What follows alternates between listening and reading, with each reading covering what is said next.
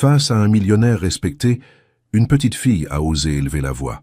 Avec conviction, elle a déclaré « Quand je serai grande, je serai votre femme ». Il a souri, sans imaginer que cette promesse survivrait aux souffrances et au destin.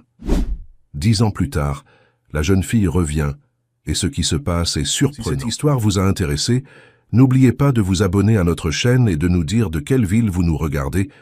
Nous continuerons. Par une journée ensoleillée de printemps dans la région viticole de Bordeaux, une petite caravane de véhicules modestes serpentait sur les routes sinueuses entre les vignobles. À l'arrière d'une camionnette défraîchie, Clémence Beaumont, une fillette de 10 ans aux tresses désordonnées et au regard déterminé, observait avec fascination les paysages qui défilaient. Sa famille, vignerons itinérants, voyageait de domaine en domaine pour proposer leurs services lors des vendanges et des périodes d'entretien des vignes. Le convoi s'arrêta devant un imposant portail en fer forgé sur lequel était gravé « Domaine Valcourt ». Derrière s'étendait un vaste complexe, mêlant bâtiments administratifs modernes et chais traditionnels. Les Beaumont venaient en proposer leurs services à la célèbre maison viticole dont la réputation s'étendait bien au-delà des frontières de l'Aquitaine. « Attendez ici », dit le père de Clémence à sa famille. « Je vais voir si M. Valcourt peut nous recevoir. » Mais Clémence, contrairement à son habitude, n'écouta pas. Quelque chose d'inexplicable l'attirait vers ce domaine. D'un bond agile, elle sauta de la camionnette et courut vers le portail, ignorant les appels de sa mère. « Clémence, reviens immédiatement !» La petite fille se faufila entre les barreaux du portail entrouvert et s'élança vers le bâtiment principal. Elle gravit les marches du perron avec une assurance étonnante pour son âge, sous les regards médusés des employés, qui n'osèrent pas arrêter cet enfant au visage résolu. Dans le hall principal, à travers les portes vitrées d'une salle de réunion, elle aperçut un homme élégant. Alexandre Valcourt, 32 ans, héritier et directeur des domaines Valcourt, était en pleine discussion avec ses collaborateurs. Son visage aux traits ciselés reflétait une intelligence vive et une détermination sans faille. Il avait transformé l'entreprise familiale en un empire viticole respecté, diversifiant la production et modernisant les installations tout en préservant les traditions séculaires. Sans hésiter, Clémence poussa la porte de la salle de réunion. « Mademoiselle, vous ne pouvez pas entrer », s'écria une secrétaire qui la poursuivait. Tous les regards se tournèrent vers cette petite intruse aux yeux brillants d'une étrange certitude. Alexandre Valcourt interrompit sa phrase et dévisagea l'enfant avec étonnement. Au lieu de se sentir intimidée, Clémence s'avança droit vers lui et le regarda dans les yeux. « Quand je serai grande, je serai votre épouse », déclara-t-elle d'une voix claire et sans tremblement. Un silence stupéfait s'abattit sur la salle. Les collaborateurs échangèrent des regards gênés, certains réprimant un sourire. Mais Alexandre ne sourit pas. Quelque chose dans le regard de cet enfant le troubla profondément. Ce n'était pas un caprice, ni une plaisanterie. Dans ses yeux d'ambre, il lisait une conviction absolue, comme si elle énonçait simplement une vérité évidente. « Comment t'appelles-tu » demanda-t-il avec douceur. « Clémence Beaumont, monsieur. »« Et quel âge as-tu, Clémence ?»« J'ai 10 ans, mais l'âge n'a pas d'importance. Je sais ce que je dis. » À ce moment, les parents de Clémence firent irruption dans la salle, mortifiés. « Monsieur Valcourt, nous vous prions de nous excuser, » balbutia le père en attrapant sa fille par l'épaule. « Notre fille est parfois trop imaginative. »« Ce n'est pas de l'imagination, papa, » protesta Clémence sans quitter Alexandre des yeux. « C'est une promesse. » Marie Beaumont, la mère de Clémence, rougissait de honte. « Nous sommes vraiment désolés pour ce dérangement. Nous étions venus vous proposer nos services pour l'entretien des vignes, mais... » « Ne vous inquiétez pas, » répondit Alexandre avec un calme surprenant. « Votre fille a du caractère. C'est une qualité rare. » Il s'adressa directement à Clémence. « Les promesses sont des choses sérieuses, jeune fille. Il ne faut pas les faire à la légère. »« Je sais, » répondit-elle avec une maturité déconcertante, « et je tiendrai la mienne. » Malgré l'embarras de la situation, Alexandre ne put s'empêcher d'être touché par cette audace enfantine. Il fit un signe à son assistant. « Monsieur Laurent, veuillez discuter avec M. Beaumont des possibilités de collaboration. » Puis, se tournant vers Clémence, il ajouta « Quant à toi, jeune fille, je te souhaite une belle vie. Qui sait ce que l'avenir nous réserve ?» Les parents entraînèrent Clémence vers la sortie. Mais avant de franchir la porte, elle se retourna et regarda une dernière fois le grand balcon qui surplombait les vignes à l'arrière du bâtiment. Je reviendrai, dit-elle. Simplement. Cette promesse résonna étrangement dans l'air printanier, comme si les murs eux-mêmes en prenaient acte. 11 ans s'écoulèrent.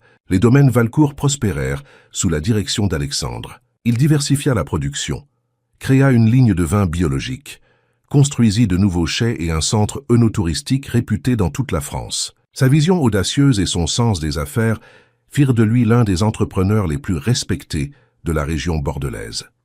Sur le plan personnel, Alexandre épousa Élodie Deschamps, fille d'une famille d'aristocrates désargentés, mais au nom prestigieux. Elle apporta douceur et raffinement dans le manoir familial des Valcourt, transformant la demeure austère en un lieu chaleureux. Leur bonheur sembla complet lorsqu'Élodie annonça sa grossesse. Mais le destin en décida autrement. Lors d'un violent orage d'automne, alors qu'Alexandre était en déplacement à l'étranger, Élodie ressentit les premières douleurs, 2 mois avant le terme prévu. La tempête avait coupé les routes et les communications. Lorsque les secours purent enfin atteindre le manoir, l'état d'Élodie s'était gravement détérioré. Malgré tous les efforts des médecins, elle sombra dans un coma profond après avoir donné naissance à un petit garçon fragile. 3 jours plus tard, son cœur cessa de battre. L'enfant, trop faible, s'éteignit à son tour dans les heures qui suivirent. Alexandre, dévasté, se replia sur lui-même. La chambre préparée pour l'enfant devint son bureau personnel, où il s'enfermait pendant des heures. Les souvenirs d'Élodie furent soigneusement rangés dans un coffre en bois précieux qu'il ne rouvrait jamais. Il se jeta corps et âme dans le travail, repoussant toutes les tentatives de ses proches pour lui faire rencontrer de nouvelles compagnes potentielles. « Les domaines Valcourt seront ma seule famille. »« Désormais, » déclara-t-il, un jour à sa mère qui s'inquiétait de le voir se transformer en ermite. Le manoir Valcourt devint un lieu silencieux, où les pas résonnaient dans les couloirs comme des échos d'un bonheur évanoui. L'entreprise, quant à elle, continua de prospérer, reflet extérieur d'une réussite qui ne parvenait plus à réchauffer le cœur de son propriétaire. Pendant ce temps, loin des vignobles bordelais, à Paris, Clémence Beaumont grandissait. Ses parents, grâce à une opportunité inattendue, avaient pu s'installer dans la capitale où ils travaillaient pour une grande maison de négoce en vin. Clémence, dont l'intelligence vive avait été remarquée, obtint une bourse pour étudier dans un prestigieux pensionnat. Elle y apprit plusieurs langues, la musique, l'art de la conversation et les subtilités de l'étiquette sociale. Pourtant, malgré ses succès et sa transformation en une jeune femme accomplie, Clémence n'oublia jamais sa promesse. À la stupéfaction de ses parents, elle refusa plusieurs prétendants de bonne famille qui demandèrent sa main. « Tu ne peux pas baser ta vie sur une fantaisie d'enfant, » lui répétait sa mère, inquiète de voir sa fille rejeter des partis avantageux. « Ce n'était pas une fantaisie, » répondait invariablement Clémence. C'était une certitude. Le jour de ses 21 ans, après une énième dispute avec ses parents sur son avenir, Clémence prit une décision. Dans le secret de sa chambre, elle prépara une petite valise avec ses effets personnels les plus précieux. Le lendemain, elle laissa une lettre sur son oreiller et prit le premier train pour Bordeaux, le cœur battant mais l'esprit résolu. Le voyage en train jusqu'à Bordeaux parut interminable à Clémence. Les paysages défilaient devant ses yeux sans qu'elle y prête vraiment attention, absorbée par ses pensées et les doutes qui commençaient à l'assaillir. Était-elle folle de poursuivre ce rêve d'enfant? Alexandre Valcourt se souviendrait-il seulement d'elle? Et s'il la rejetait, que ferait-elle? « Mademoiselle, nous arrivons à Bordeaux », annonça le contrôleur, la tirant de ses réflexions. Clémence rassembla ses affaires et descendit sur le quai de la gare Saint-Jean. La ville avait changé depuis sa dernière visite, mais elle se rappelait parfaitement le chemin jusqu'au domaine Valcourt. Elle prit un taxi et donna l'adresse au chauffeur. « Les domaines Valcourt. »« Vous êtes journaliste ?»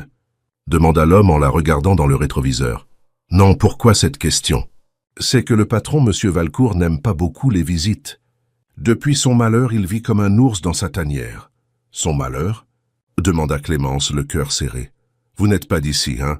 Tout Bordeaux connaît l'histoire. Sa femme et son bébé. Un drame terrible pendant une tempête, il y a quelques années. Depuis, il ne vit plus que pour son travail. Un homme brillant mais brisé. » Clémence sentit sa résolution vaciller. Elle ne savait rien de cette tragédie.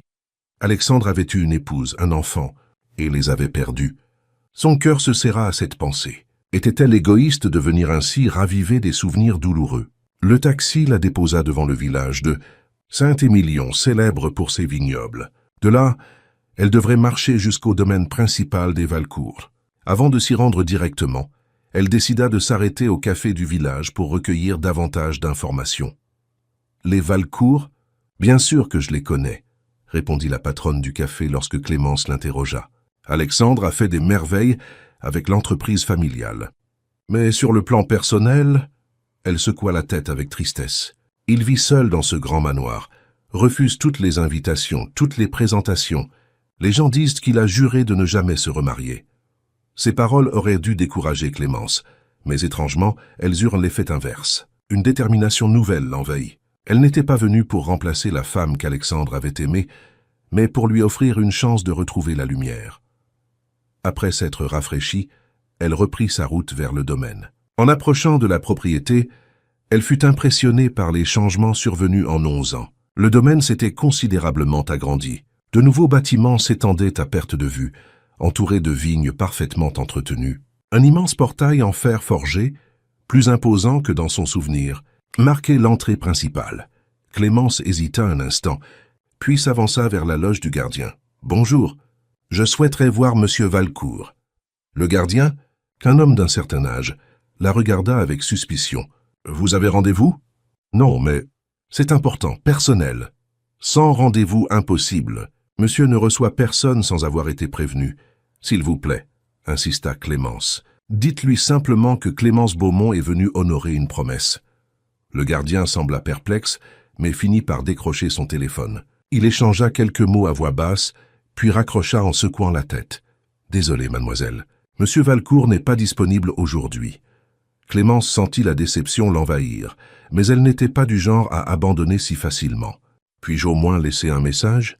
Le gardien lui tendit à contre-cœur un bloc-notes et un crayon. Clémence réfléchit un instant, puis écrivit simplement « Je reviendrai ». Comme promis il y a 11 ans. Clémence Beaumont. « Je lui remettrai, » dit le gardien, visiblement peu convaincu de l'importance de ce message. Clémence s'éloigna, le cœur lourd mais déterminé. Elle trouva une petite auberge dans le village où elle loua une chambre pour quelques nuits. Le lendemain, elle retourna au domaine, mais reçut le même accueil. Le 3e jour, changeant de stratégie, elle se rendit directement au chai ouvert au public pour les dégustations. Peut-être aurait-elle plus de chance en passant par l'entrée touristique. Elle suivit un groupe de visiteurs et écouta avec attention les explications du guide sur les méthodes de vinification des domaines Valcourt, leur histoire, leur philosophie. Au détour d'un couloir, elle aperçut soudain une silhouette familière qui s'éloignait. Son cœur fit un bond dans sa poitrine. C'était lui, elle en était certaine. S'écartant discrètement du groupe, elle suivit la direction qu'Alexandre avait prise. Elle le vit monter dans une voiture qui démarra immédiatement. Sans hésiter, Clémence héla un taxi qui passait par là et lui demanda de suivre la berline noire. « Vous êtes de la police ?» plaisanta le chauffeur. « Non, juste quelqu'un qui a une promesse à tenir. » La voiture d'Alexandre quitta les routes principales pour s'engager sur un chemin bordé de cyprès qui menait à une propriété isolée. Le taxi s'arrêta à distance respectueuse. « C'est le manoir personnel de Monsieur Valcourt », expliqua le chauffeur. Peu de gens y sont invités. Clémence paya la course et attendit que la voiture du chauffeur disparaisse avant de s'approcher du manoir. Contrairement au domaine viticole vibrant d'activité, cet endroit semblait figé dans une mélancolie silencieuse. Les jardins, bien que parfaitement entretenus, dégageaient une impression de tristesse ordonnée. Elle remonta l'allée principale, consciente qu'à tout moment, un gardien pourrait l'arrêter. Mais personne ne vint. Elle arriva jusqu'au perron sans encombre et s'apprêtait à frapper à la porte quand celle-ci s'ouvrit. Alexandre Valcourt apparut dans l'encadrement, la dévisageant avec une expression indéchiffrable. En 11 ans, son visage s'était durci, des fils d'argent parcouraient ses tempes, mais ses yeux conservaient cette intensité qui avait tant impressionné Clémence enfant. « Que faites-vous ici ?» demanda-t-il d'une voix dénuée d'émotion. « Comment avez-vous trouvé cet endroit ?» Clémence sentit sa gorge se nouer. « Monsieur Valcourt, je suis Clémence Beaumont. » Il la fixa sans réaction apparente. « Ce nom devrait-il signifier quelque chose pour moi ? Il y a 11 ans, une petite fille est entrée dans votre salle de réunion et vous a fait une promesse. » Un éclair de reconnaissance traversa le regard d'Alexandre. « La petite autresse. Celle qui voulait m'épouser ?»« Oui, » confirma Clémence, soulagée qu'il se souvienne. « C'était moi. » Alexandre la dévisagea longuement. comme s'il cherchait dans ce visage de jeune femme les traits de l'enfant d'autrefois. « Vous avez bien changé, pas ma détermination. » Un silence pesant s'installa entre eux. Clémence commençait à regretter sa témérité, quand Alexandre reprit la parole. « Que voulez-vous exactement, mademoiselle Beaumont ?»« Vous connaître. Savoir si l'homme que vous êtes devenu correspond à celui que j'ai imaginé toutes ces années. » Alexandre eut un rire sans joie. « Je crains que la réalité ne vous déçoive cruellement. Je ne suis pas un personnage de conte de fées, loin de là. » À ce moment, une berline s'engagea dans l'allée. Alexandre se raidit visiblement.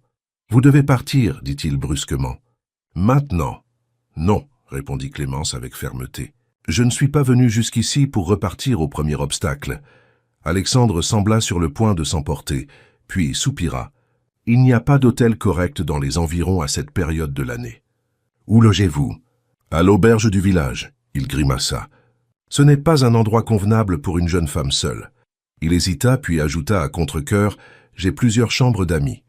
Vous pouvez rester ici quelques jours, le temps de réaliser que votre démarche est vaine. » Clémence sentit son cœur s'accélérer. C'était plus qu'elle n'avait osé espérer. « Merci, monsieur Valcourt. Ne me remerciez pas. C'est uniquement par sens de l'honneur que je vous offre l'hospitalité.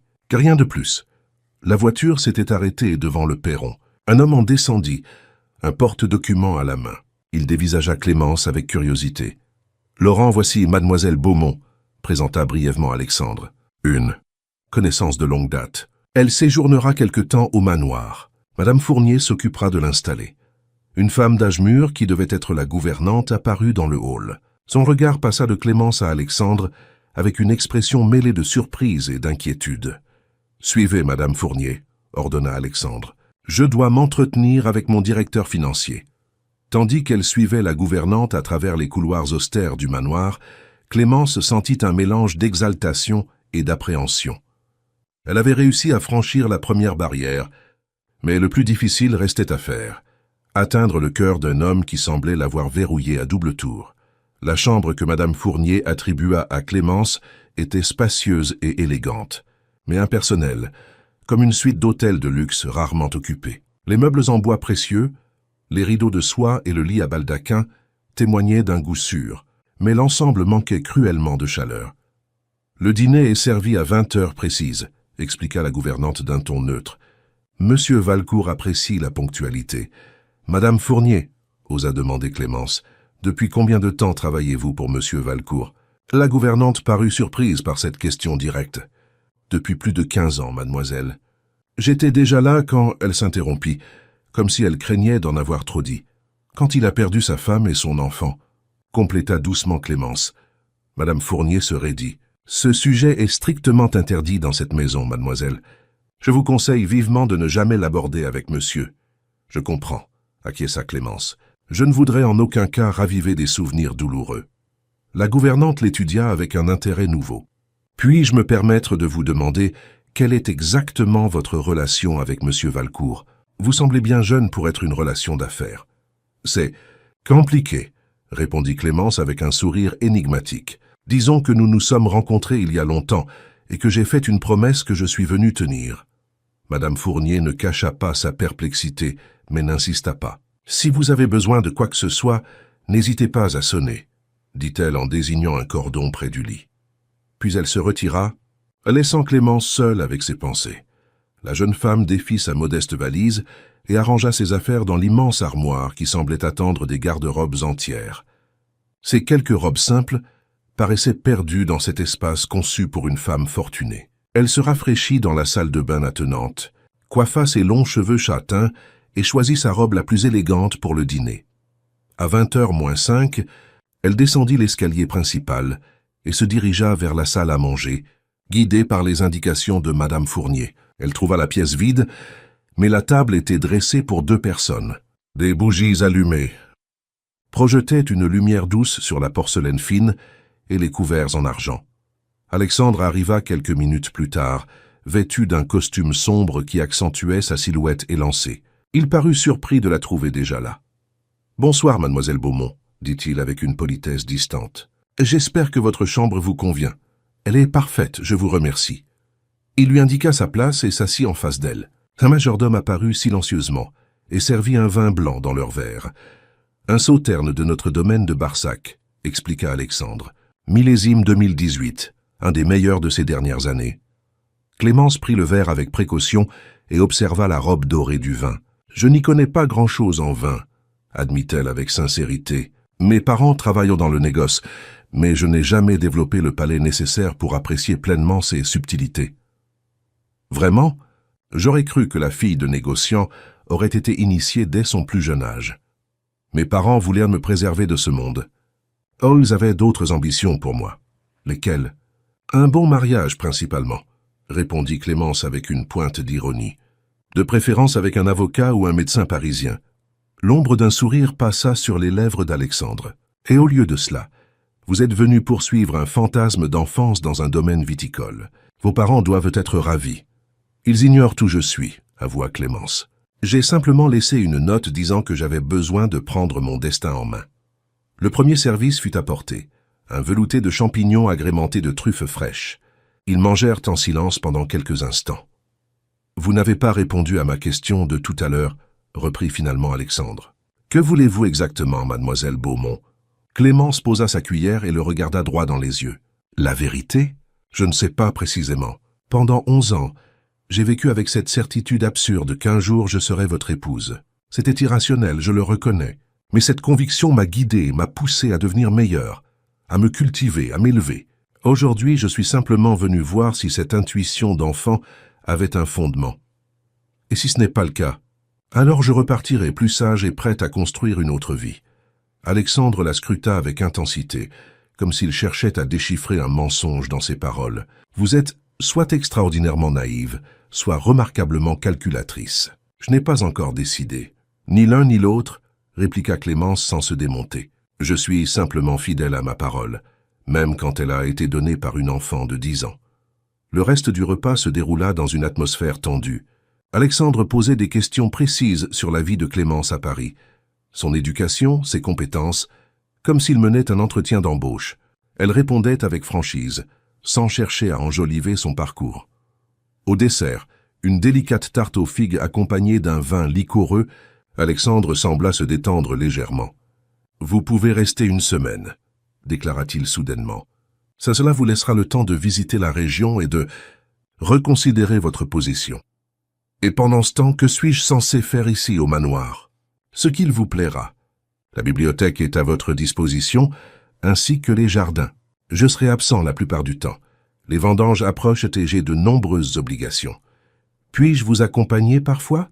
Demanda Clémence. J'aimerais comprendre votre univers. Alexandre parut déstabilisé par cette requête. Nous verrons, répondit-il évasivement. Le lendemain matin, Clémence se leva tôt. De sa fenêtre, elle vit Alexandre quitter le manoir en voiture dès l'aube. Elle prit son petit déjeuner seule dans la véranda, puis décida d'explorer les lieux. La bibliothèque attira immédiatement son attention.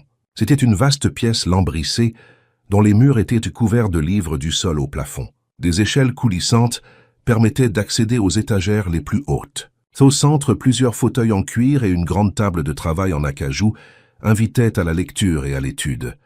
Clémence parcourut les rayonnages, surprise par l'éclectisme de la collection. Ouvrages scientifiques sur la viticulture et l'œnologie côtoyaient des classiques de la littérature française et étrangère, des livres d'art, des traités de philosophie, des récits de voyage. En s'approchant du bureau, elle remarqua un cadre retourné face contre le bois. La curiosité l'emporta sur la discrétion. Elle le redressa et découvrit le portrait d'une jeune femme blonde au sourire doux. Élodie Valcourt, sans aucun doute. Elle était d'une beauté lumineuse, n'est-ce pas? La voix d'Alexandre la fit sursauter. Elle n'avait pas entendu ses pas sur l'épais tapis perçant qui couvrait le sol. « Pardonnez-moi », balbutia Clémence en reposant précipitamment le cadre. « Je ne voulais pas être indiscrète. »« Si vous le vouliez, répondit-il sans colère. »« C'est humain. » Il s'approcha et remit le cadre dans sa position initiale, face cachée. Élodie était tout ce qu'un homme pourrait souhaiter. Belle, intelligente, cultivée, généreuse. « Nous nous sommes aimés profondément. »« Vous l'aimez toujours, » constata Clémence. « Oui, » admit Alexandre. « Est-ce que cela vous décourage ?»« Non, ce serait inquiétant si vous ne l'aimiez plus. L'amour véritable ne s'éteint pas avec le temps. » Alexandre la regarda avec surprise. « Vous êtes bien philosophe pour votre âge. J'ai beaucoup lu, répondit-elle simplement. Les livres m'ont appris que le cœur humain est capable d'une immense générosité. On peut aimer différentes personnes, de différentes manières, sans trahir les amours passés. Théorie intéressante, murmura Alexandre. Mais la pratique est plus douloureuse. Je n'en doute pas. Clémence hésita, puis osa demander « Êtes-vous revenu chercher quelque chose ? Je croyais que vous seriez absent toute la journée. » J'ai oublié un dossier important, expliqua-t-il, et j'ai changé d'avis concernant votre demande d'hier. Si vous êtes toujours intéressé, vous pouvez m'accompagner cet après-midi. Je dois inspecter nos nouvelles installations de vinification. Le visage de Clémence s'illumina. Avec plaisir. Soyez prête à 14 heures et portez des chaussures confortables. Nous marcherons beaucoup. Après son départ, Clémence retourna à son exploration. Dans un coin de la bibliothèque, elle découvrit un secrétaire contenant des documents relatifs au domaine Valcourt. Par curiosité professionnelle, plus que par indiscrétion, elle feuilleta quelques rapports financiers et constats de récolte des années précédentes. Elle fut impressionnée par la rigueur et la vision stratégique qui se dégageaient de ces documents.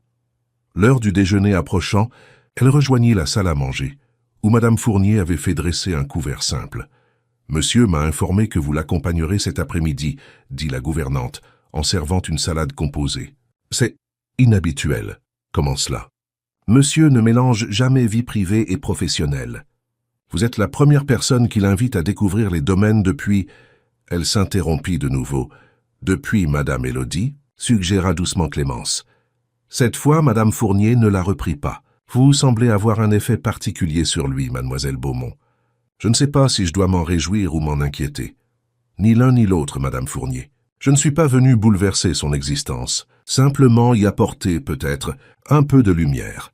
La lumière peut être éblouissante pour quelqu'un qui vit dans l'obscurité depuis si longtemps, répondit la gouvernante d'un ton énigmatique avant de se retirer. À 14 heures précises, Clémence attendait dans le hall, vêtue d'une tenue simple mais élégante, ses cheveux attachés en chignon pour plus de praticité. Alexandre arriva ponctuel, les clés de sa voiture à la main. « Prête à découvrir l'univers du vin, Mademoiselle Beaumont ?» demanda-t-il avec ce qui ressemblait presque à de l'enthousiasme. « Plus que jamais, Monsieur Valcourt », répondit-elle en le suivant vers la sortie. La berline d'Alexandre filait sur les routes sinueuses du vignoble, traversant des paysages que l'automne commençait à teinter d'or et de pourpre. Clémence observait avec fascination les rangs parfaitement alignés de vignes, qui s'étendaient à perte de vue.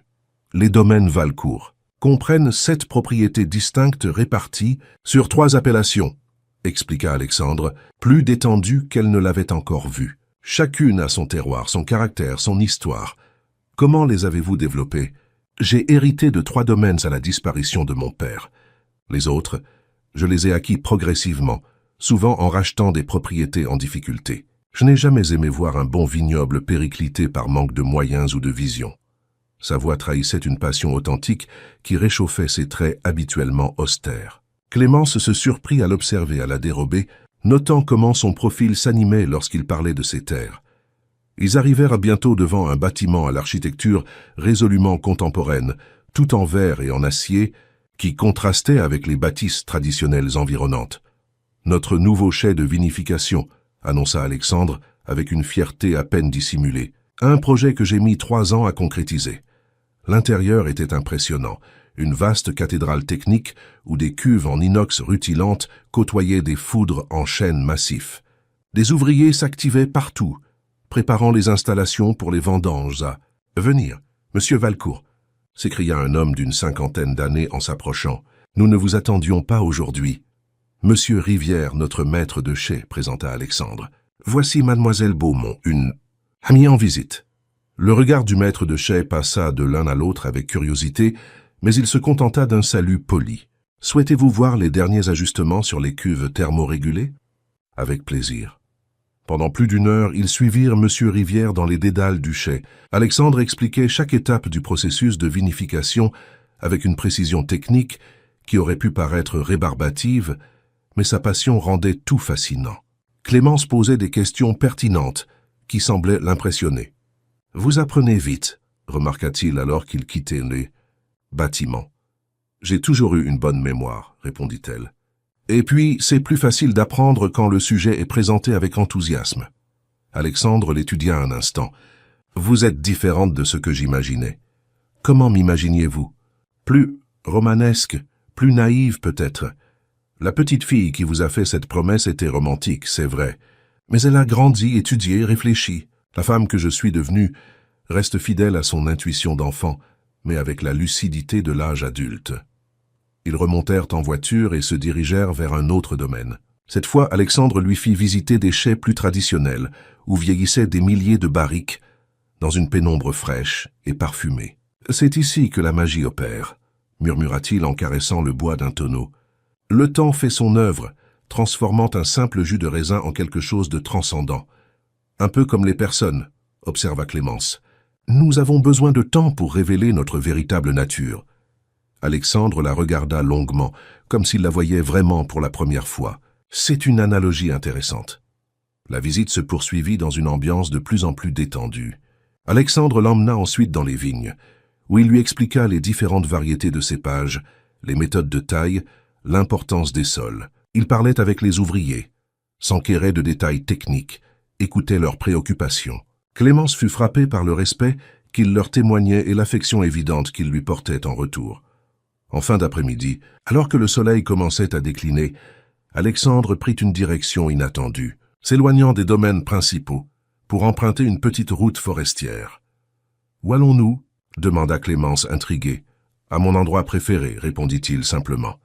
Après quelques minutes de trajet, ils arrivèrent devant ce qui semblait être une ancienne tour de guet médiévale, restaurée et intégrée à un bâtiment plus récent. L'ensemble était perché sur une colline, offrant une vue imprenable sur toute la région. « La tour des vents » présenta Alexandre en garant la voiture. « Une folie architecturale de mon grand-père. J'y ai fait aménager un espace de travail et de réflexion. C'est ici que je viens quand j'ai besoin de prendre du recul. » Il l'invita à le suivre à l'intérieur. L'espace était étonnamment moderne, avec de grandes baies vitrées donnant sur le panorama viticole. Au sommet de la tour, une terrasse circulaire offrait une vue à 360 degrés. « C'est magnifique » souffla Clémence, admirant le soleil couchant qui embrasait les vignobles.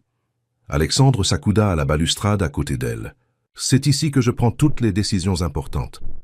Pour moi, comprendre un domaine, c'est d'abord l'observer de loin, saisir son essence avant d'en explorer les détails. » Un silence confortable s'installa entre eux.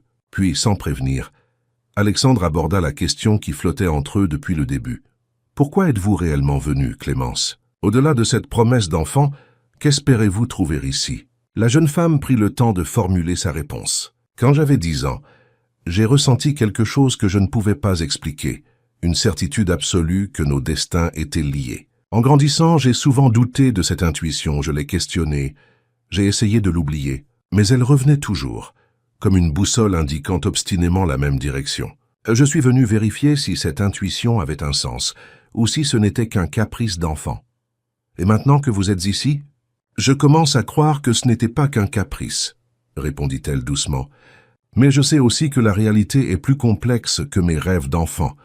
Vous n'êtes pas simplement l'homme d'affaires prospère que j'admirais. Vous êtes une personne avec une histoire, des blessures, un cœur qui a aimé et souffert. Je suis venu avec une promesse, mais je reste pour la personne que vous êtes vraiment, pas pour l'image que je m'étais créée. » Alexandre détourna le regard, visiblement troublé par cette sincérité. « Vous pourriez être déçu. C'est un risque que je suis prête à prendre. Pourquoi? Vous êtes jeune, belle, intelligente. Vous pourriez avoir n'importe quel homme de votre âge, sans bagages émotionnels, sans passé douloureux. Peut-être que je ne veux pas de n'importe quel homme, répliqua-t-elle. Peut-être que je cherche quelqu'un qui comprend que la vie n'est pas un long fleuve tranquille, que les épreuves nous façonnent, que les cicatrices font partie de nous. » Un bruissement d'ailes les fit lever la tête. Un couple de faucons tournoyait dans le ciel rougeoyant. « Ils nichent dans les ruines du vieux donjon depuis des générations, » expliqua Alexandre. « Fidèles au même territoire, année après année. »« Comme certaines promesses, » murmura Clémence. Le trajet du retour se fit dans un silence pensif. Lorsqu'ils arrivèrent au manoir, la nuit était tombée. Madame Fournier les attendait avec le dîner prêt à être servi. « J'ai pris la liberté de faire préparer le repas plus tard, sachant que vous visitiez les domaines, » dit-elle en jetant un regard curieux à Clémence, comme pour évaluer l'évolution de la situation. « Excellente initiative, Madame Fournier » approuva Alexandre. La journée a été longue et instructive. Pendant le repas, Alexandre parla davantage que les soirs précédents, évoquant des anecdotes sur l'histoire des domaines Valcourt, les vendanges mémorables, les défis relevés. Clémence buvait ses paroles, posant des questions qui révélaient son intérêt sincère. Au dessert, Alexandre lui demanda soudain « Que feriez-vous, Clémence, si vous étiez à ma place? Si vous dirigiez les domaines Valcourt ?» La question l'a pris au dépourvu. C'est une grande responsabilité à envisager. Je ne connais pas encore suffisamment tous les aspects de l'entreprise pour avoir une vision complète. Ce n'est qu'une hypothèse, insista-t-il. Je suis curieux de connaître votre perspective. Clémence réfléchit un moment. D'après ce que j'ai vu aujourd'hui, je pense que j'essaierai de développer davantage l'aspect humain. Vos installations techniques sont impressionnantes. Votre vision commerciale est claire. Mais j'ai remarqué que vous avez peu de femmes dans les postes à responsabilité. Je travaillerai à diversifier les équipes. J'explorerai aussi de nouvelles approches en matière de no-tourisme. Pas seulement des dégustations classiques, mais des expériences plus immersives qui racontent l'histoire des domaines, leur philosophie. Alexandre l'écoutait avec une attention soutenue, hochant parfois la tête. Des idées intéressantes. Pas conventionnelles, mais pertinentes. Je vous ai choqué ? Demanda-t-elle avec un sourire. Non, vous m'avez surpris. Ce n'est pas la même chose. Après le dîner, ils passèrent au salon où un feu crépitait dans la cheminée. Alexandre servit 2 verres d'un cognac ambré. Un petit plaisir que je me permets rarement, dit-il en lui tendant un verre. Mais ce soir me semble être une occasion spéciale. Pourquoi spéciale? Parce que c'est la première fois depuis longtemps que j'apprécie véritablement une journée entière. Clémence sentit son cœur s'accélérer à cet aveu. Je suis heureuse d'y avoir contribué. Ils discutèrent encore un moment près du feu, évoquant des sujets variés, littérature, art, voyage, découvrant avec plaisir des goûts communs et des divergences stimulantes. Lorsque Clémence étouffa un bâillement, Alexandre consulta sa montre. Il est tard. Vous devez être épuisé après cette journée. Un peu, admit-elle, mais c'était une fatigue agréable. Reposez-vous bien. Demain, si vous le souhaitez, j'aimerais vous montrer nos archives. L'histoire des domaines Valcourt remonte à plus de 2 siècles. Avec plaisir, répondit-elle en se levant. Bonne nuit, Alexandre. C'était la première fois qu'elle utilisait son prénom. Il la regarda, surpris mais pas contrarié. Bonne nuit, Clémence. Dans sa chambre, allongée dans le grand lit à baldaquin, Clémence repensa à cette journée qui avait dépassé toutes ses espérances.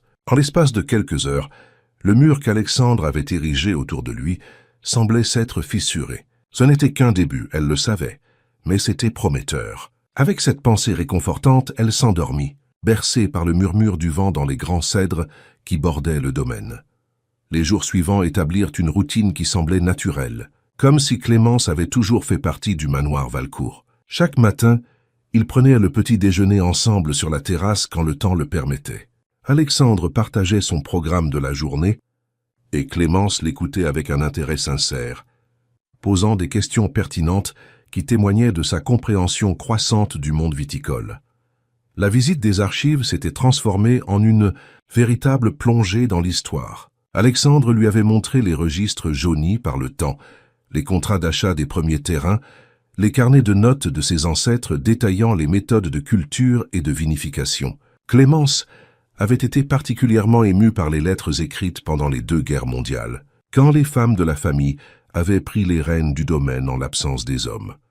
Elles étaient remarquables, avait commenté Alexandre avec admiration. Ma grand-mère a sauvé les vignes pendant l'occupation, alors que tout manquait. Elle troquait du vin contre des produits de première nécessité pour les ouvriers, cachait des résistants dans les caves. Elle n'a jamais reçu de reconnaissance officielle. Mais pour moi, c'était une héroïne. C'est sans doute d'elle que vous tenez votre force de caractère, avait observé Clémence, ce qui lui avait valu un regard surpris, puis un sourire. Ce matin-là, 5 jours après son arrivée, Clémence se réveilla avec une idée en tête. Lors de leur conversation, elle avait remarqué qu'Alexandre mentionnait souvent les lettres de soutien, envoyées par des clients fidèles à travers le monde, mais qu'il n'y répondait que rarement, faute de temps. Après le petit déjeuner, alors qu'il s'apprêtait à partir pour une journée de réunion, elle lui fit une proposition. « Alexandre, j'ai pensé que je pourrais me rendre utile pendant mon séjour. Vous avez mentionné cette correspondance en attente. Si vous me faites confiance, Je pourrais rédiger des réponses personnalisées à vos clients les plus fidèles. Il la considéra avec étonnement. Vous feriez cela? C'est un travail fastidieux, vous savez. J'aime l'écriture, et cela me permettrait d'en apprendre davantage sur votre entreprise. Vos produits, votre clientèle. Alexandre hésita un instant. Très bien. Madame Fournier vous montrera le bureau où sont classées les lettres. Je vous fais confiance pour le ton à adopter. Mais j'aimerais relire vos réponses avant qu'elles ne soient envoyées. Bien entendu. Il partit, et Clémence se mit au travail sous l'œil attentif de Madame Fournier, qui semblait toujours partagée entre méfiance et curiosité à son égard. C'est la première fois que monsieur autorise quelqu'un à répondre en son nom, remarqua la gouvernante en lui montrant le classement des lettres. Je comprends l'honneur qui m'est fait, répondit Clémence, et je ne le décevrai pas. Elle passa la journée entière à lire des messages venus des quatre coins du monde, collectionneurs passionnés, restaurateurs étoilés, amateurs éclairés, tous unis par leur appréciation des vins Valcourt. Avec application, elle rédigea des réponses personnalisées, veillant à refléter à la fois l'élégance et la chaleur qu'elle percevait désormais chez Alexandre, derrière sa façade austère. En fin d'après-midi, alors qu'elle terminait sa 20e lettre, un bruit de voix animée lui parvint du hall d'entrée. Elle reconnut celle d'Alexandre, mais aussi une voix masculine inconnue au ton condescendant. « Mon cher Valcourt, ne me dis pas que tu refuses encore une offre aussi généreuse. Ton entêtement finira par te coûter cher. » Clémence tendit l'oreille, intriguée. « Mercier, ma réponse reste la même, » répliqua Alexandre d'une voix ferme. « Les domaines Valcourt ne sont pas à vendre, ni en totalité, ni en partie. Réfléchis bien. Depuis ton malheur personnel, tu te noies dans le travail sans voir que le marché évolue. Mon groupe peut t'offrir les ressources nécessaires pour rester compétitif à l'international. Mes domaines se portent parfaitement bien sans ton aide. Merci. » Les voix se rapprochèrent du bureau où Clémence travaillait. Par la porte entr'ouverte, elle aperçut Alexandre accompagné d'un homme élégant d'une 50aine d'années, au sourire artificiel et au regard calculateur.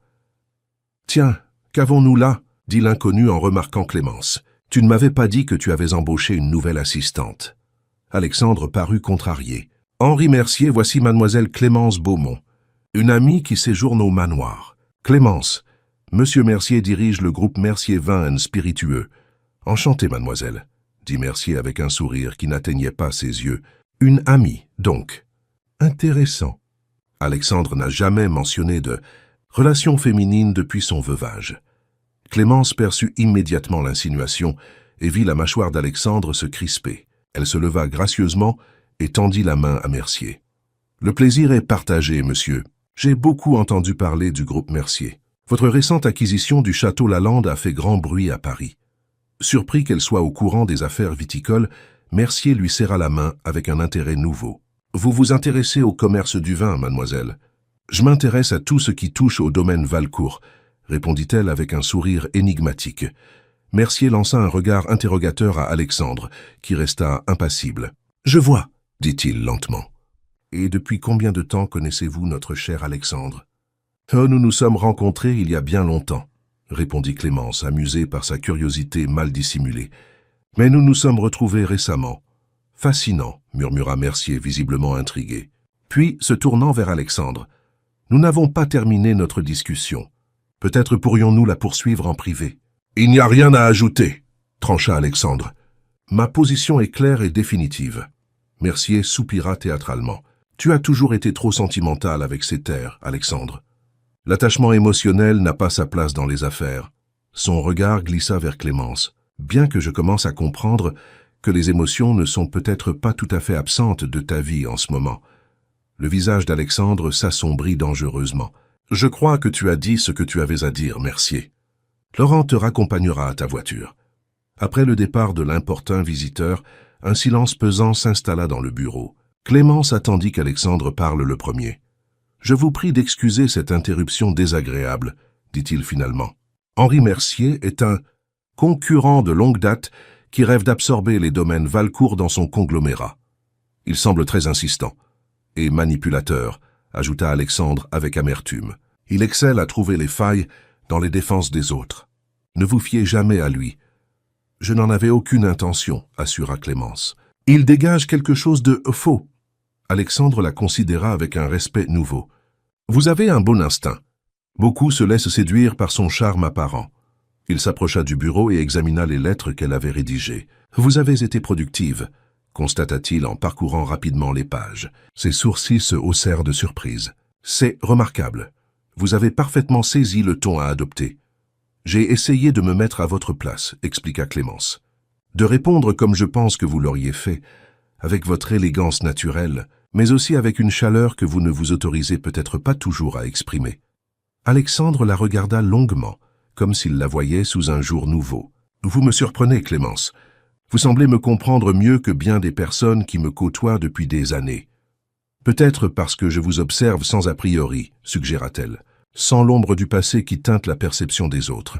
Ou peut-être avez-vous un don particulier pour percer les carapaces, murmura-t-il, si bas qu'elle faillit ne pas l'entendre. Ce soir-là, le dîner fut plus animé que d'habitude. Alexandre lui raconta l'histoire de sa rivalité avec Mercier, comment ce dernier avait tenté de saboter plusieurs de ses transactions, répandant des rumeurs sur la qualité de ses vins ou la stabilité financière de ses domaines. Il a même essayé d'attirer mes meilleurs œnologues avec des offres mirobolantes, confia Alexandre, visiblement encore irrité par ses souvenirs. Heureusement, la plupart m'ont été fidèles. La loyauté ne s'achète pas, observa Clémence. Elle se mérite. C'est ce que je crois aussi, approuva Alexandre. Il hésita puis ajouta « À propos de loyauté, la semaine que vous aviez prévu de rester touche à sa fin. » Clémence sentit son cœur se serrer. C'était vrai.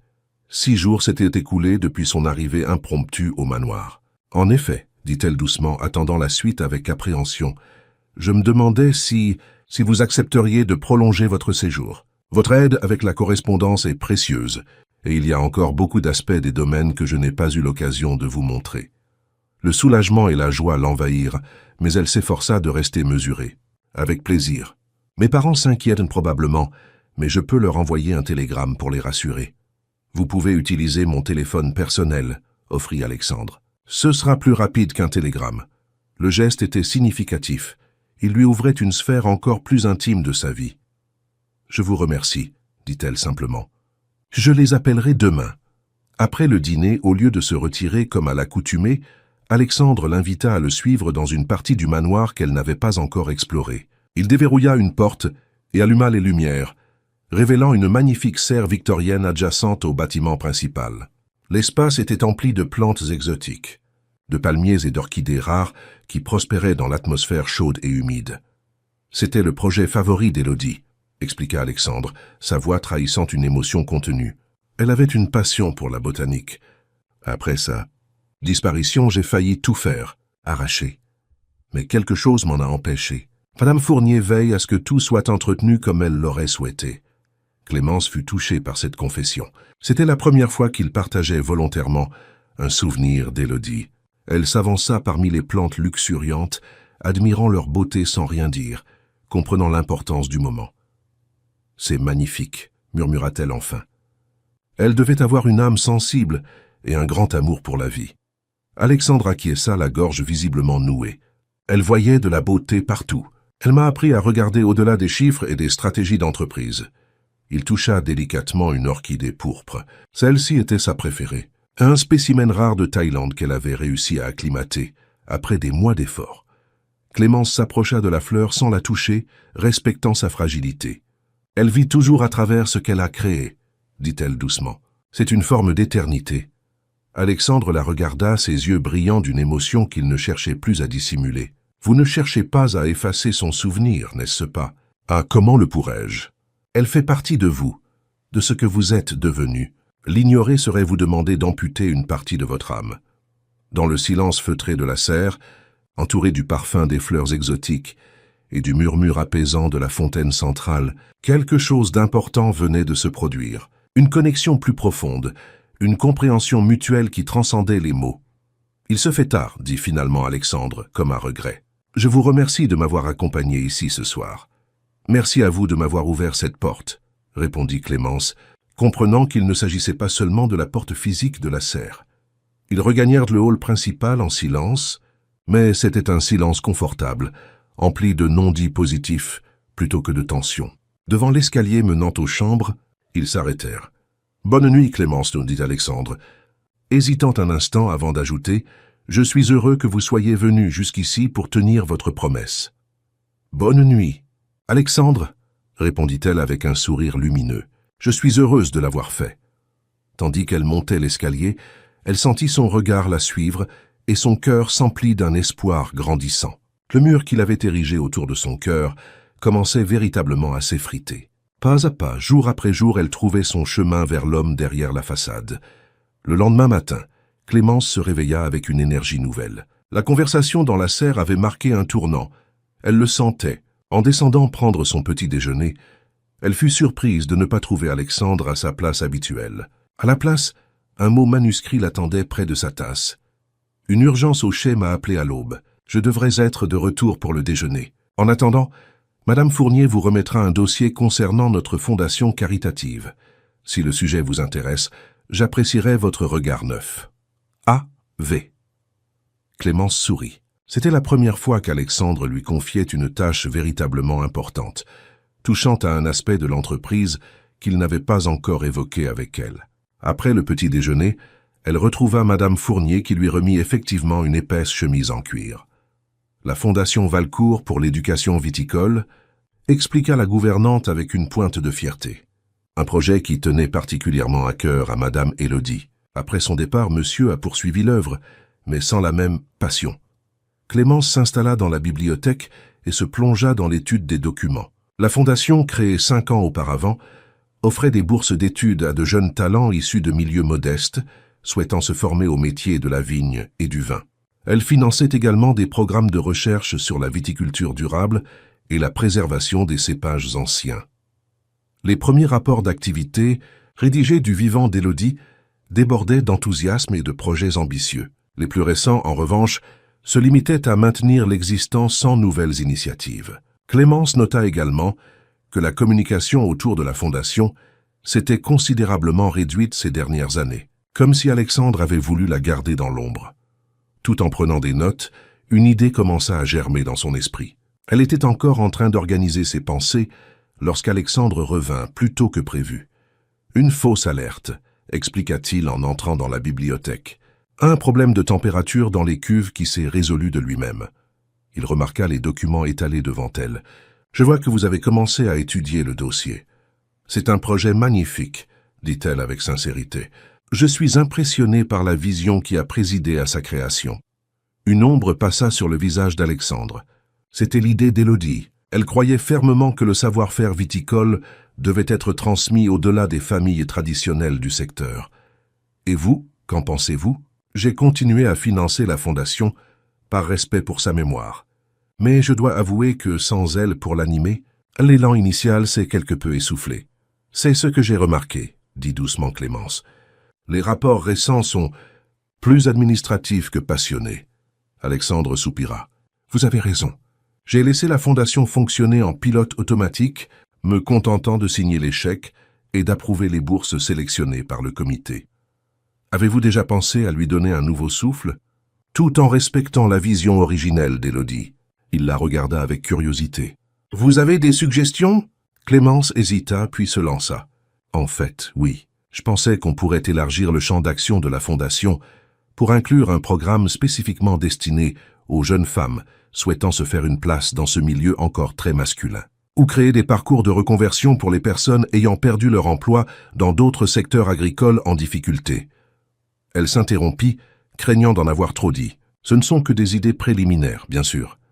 Alexandre la considéra longuement, puis un sourire lent illumina son visage. Élodie aurait adoré ces propositions. Elles correspondent parfaitement à sa philosophie d'inclusion et de transmission.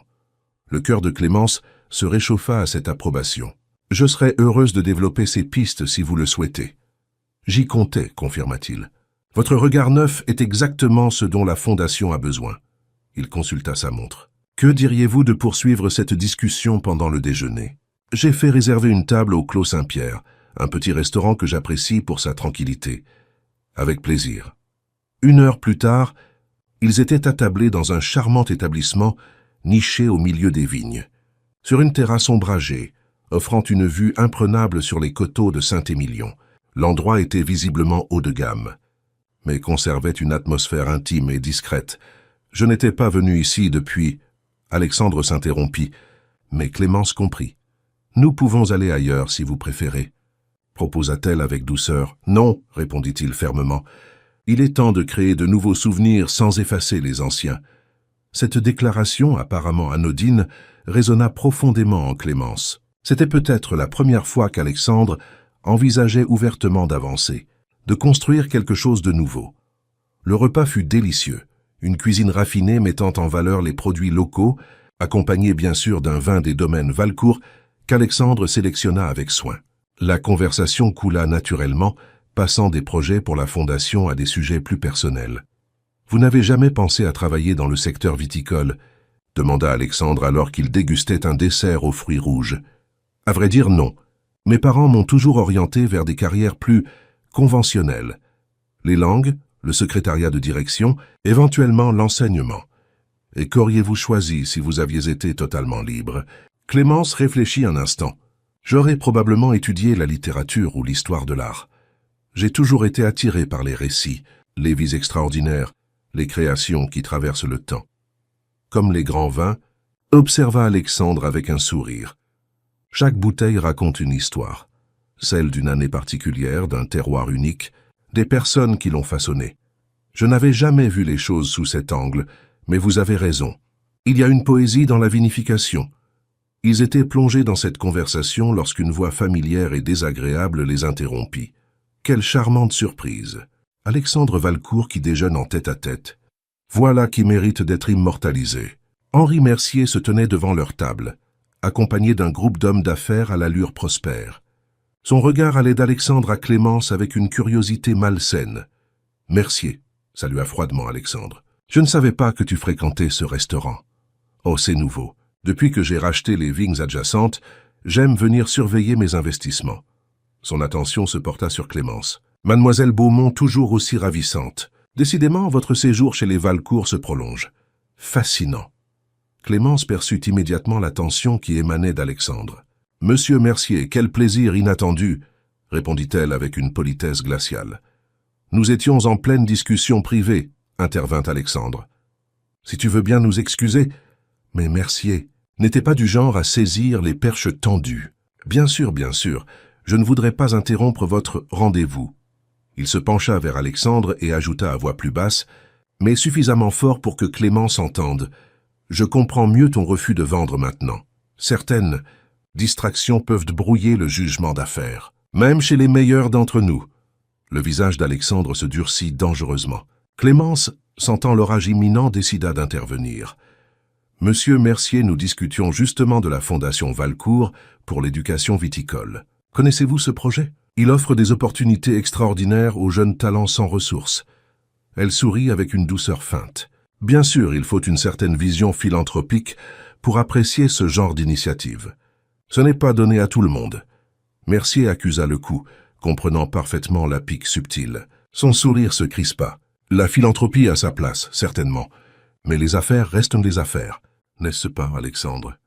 Les deux ne sont pas incompatibles pour qui sait voir au-delà du profit immédiat, » répliqua Alexandre, visiblement impressionné par la riposte de Clémence. « Maintenant, si tu permets, nous aimerions terminer notre repas. » Mercier s'inclina avec une courtoisie exagérée. « Naturellement, profitez bien de votre fondation. » Sur ces mots, il rejoignit sa tablée, non sans leur jeter régulièrement des regards en biais. « Cet homme est insupportable, » murmura Alexandre une fois Mercier éloigné. « Toujours à chercher des failles, des points de pression. Il semble obsédé par l'idée d'acquérir vos domaines. Ce n'est pas tant pour leur valeur économique que pour ce qu'ils représentent. Les domaines Valcourt sont l'une des dernières grandes maisons familiales indépendantes de la région. Tout le reste a été avalé par des groupes internationaux ou des conglomérats comme le sien. Et vous êtes déterminé à préserver cette indépendance. Plus que jamais, confirma-t-il avec intensité. Surtout maintenant que... Il s'interrompit brusquement comme s'il craignait d'en dire trop. Que quoi ? Encouragea doucement Clémence. Alexandre hésita puis plongea son regard dans le sien. Surtout maintenant que je commence à entrevoir un avenir qui ne se limite pas à la simple survie professionnelle. Ces mots, prononcés à demi-voix, firent battre le cœur de Clémence plus vite. Elle ne dit rien, sachant que le silence était parfois plus éloquent que n'importe quelle réponse.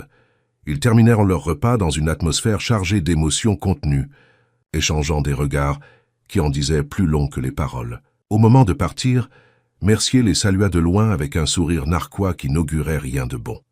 Dans la voiture qui les ramenait au manoir, Alexandre demeura silencieux, perdu dans ses pensées. Clémence respecta ce besoin de recul, se contentant d'admirer le paysage verdoyant qui défilait.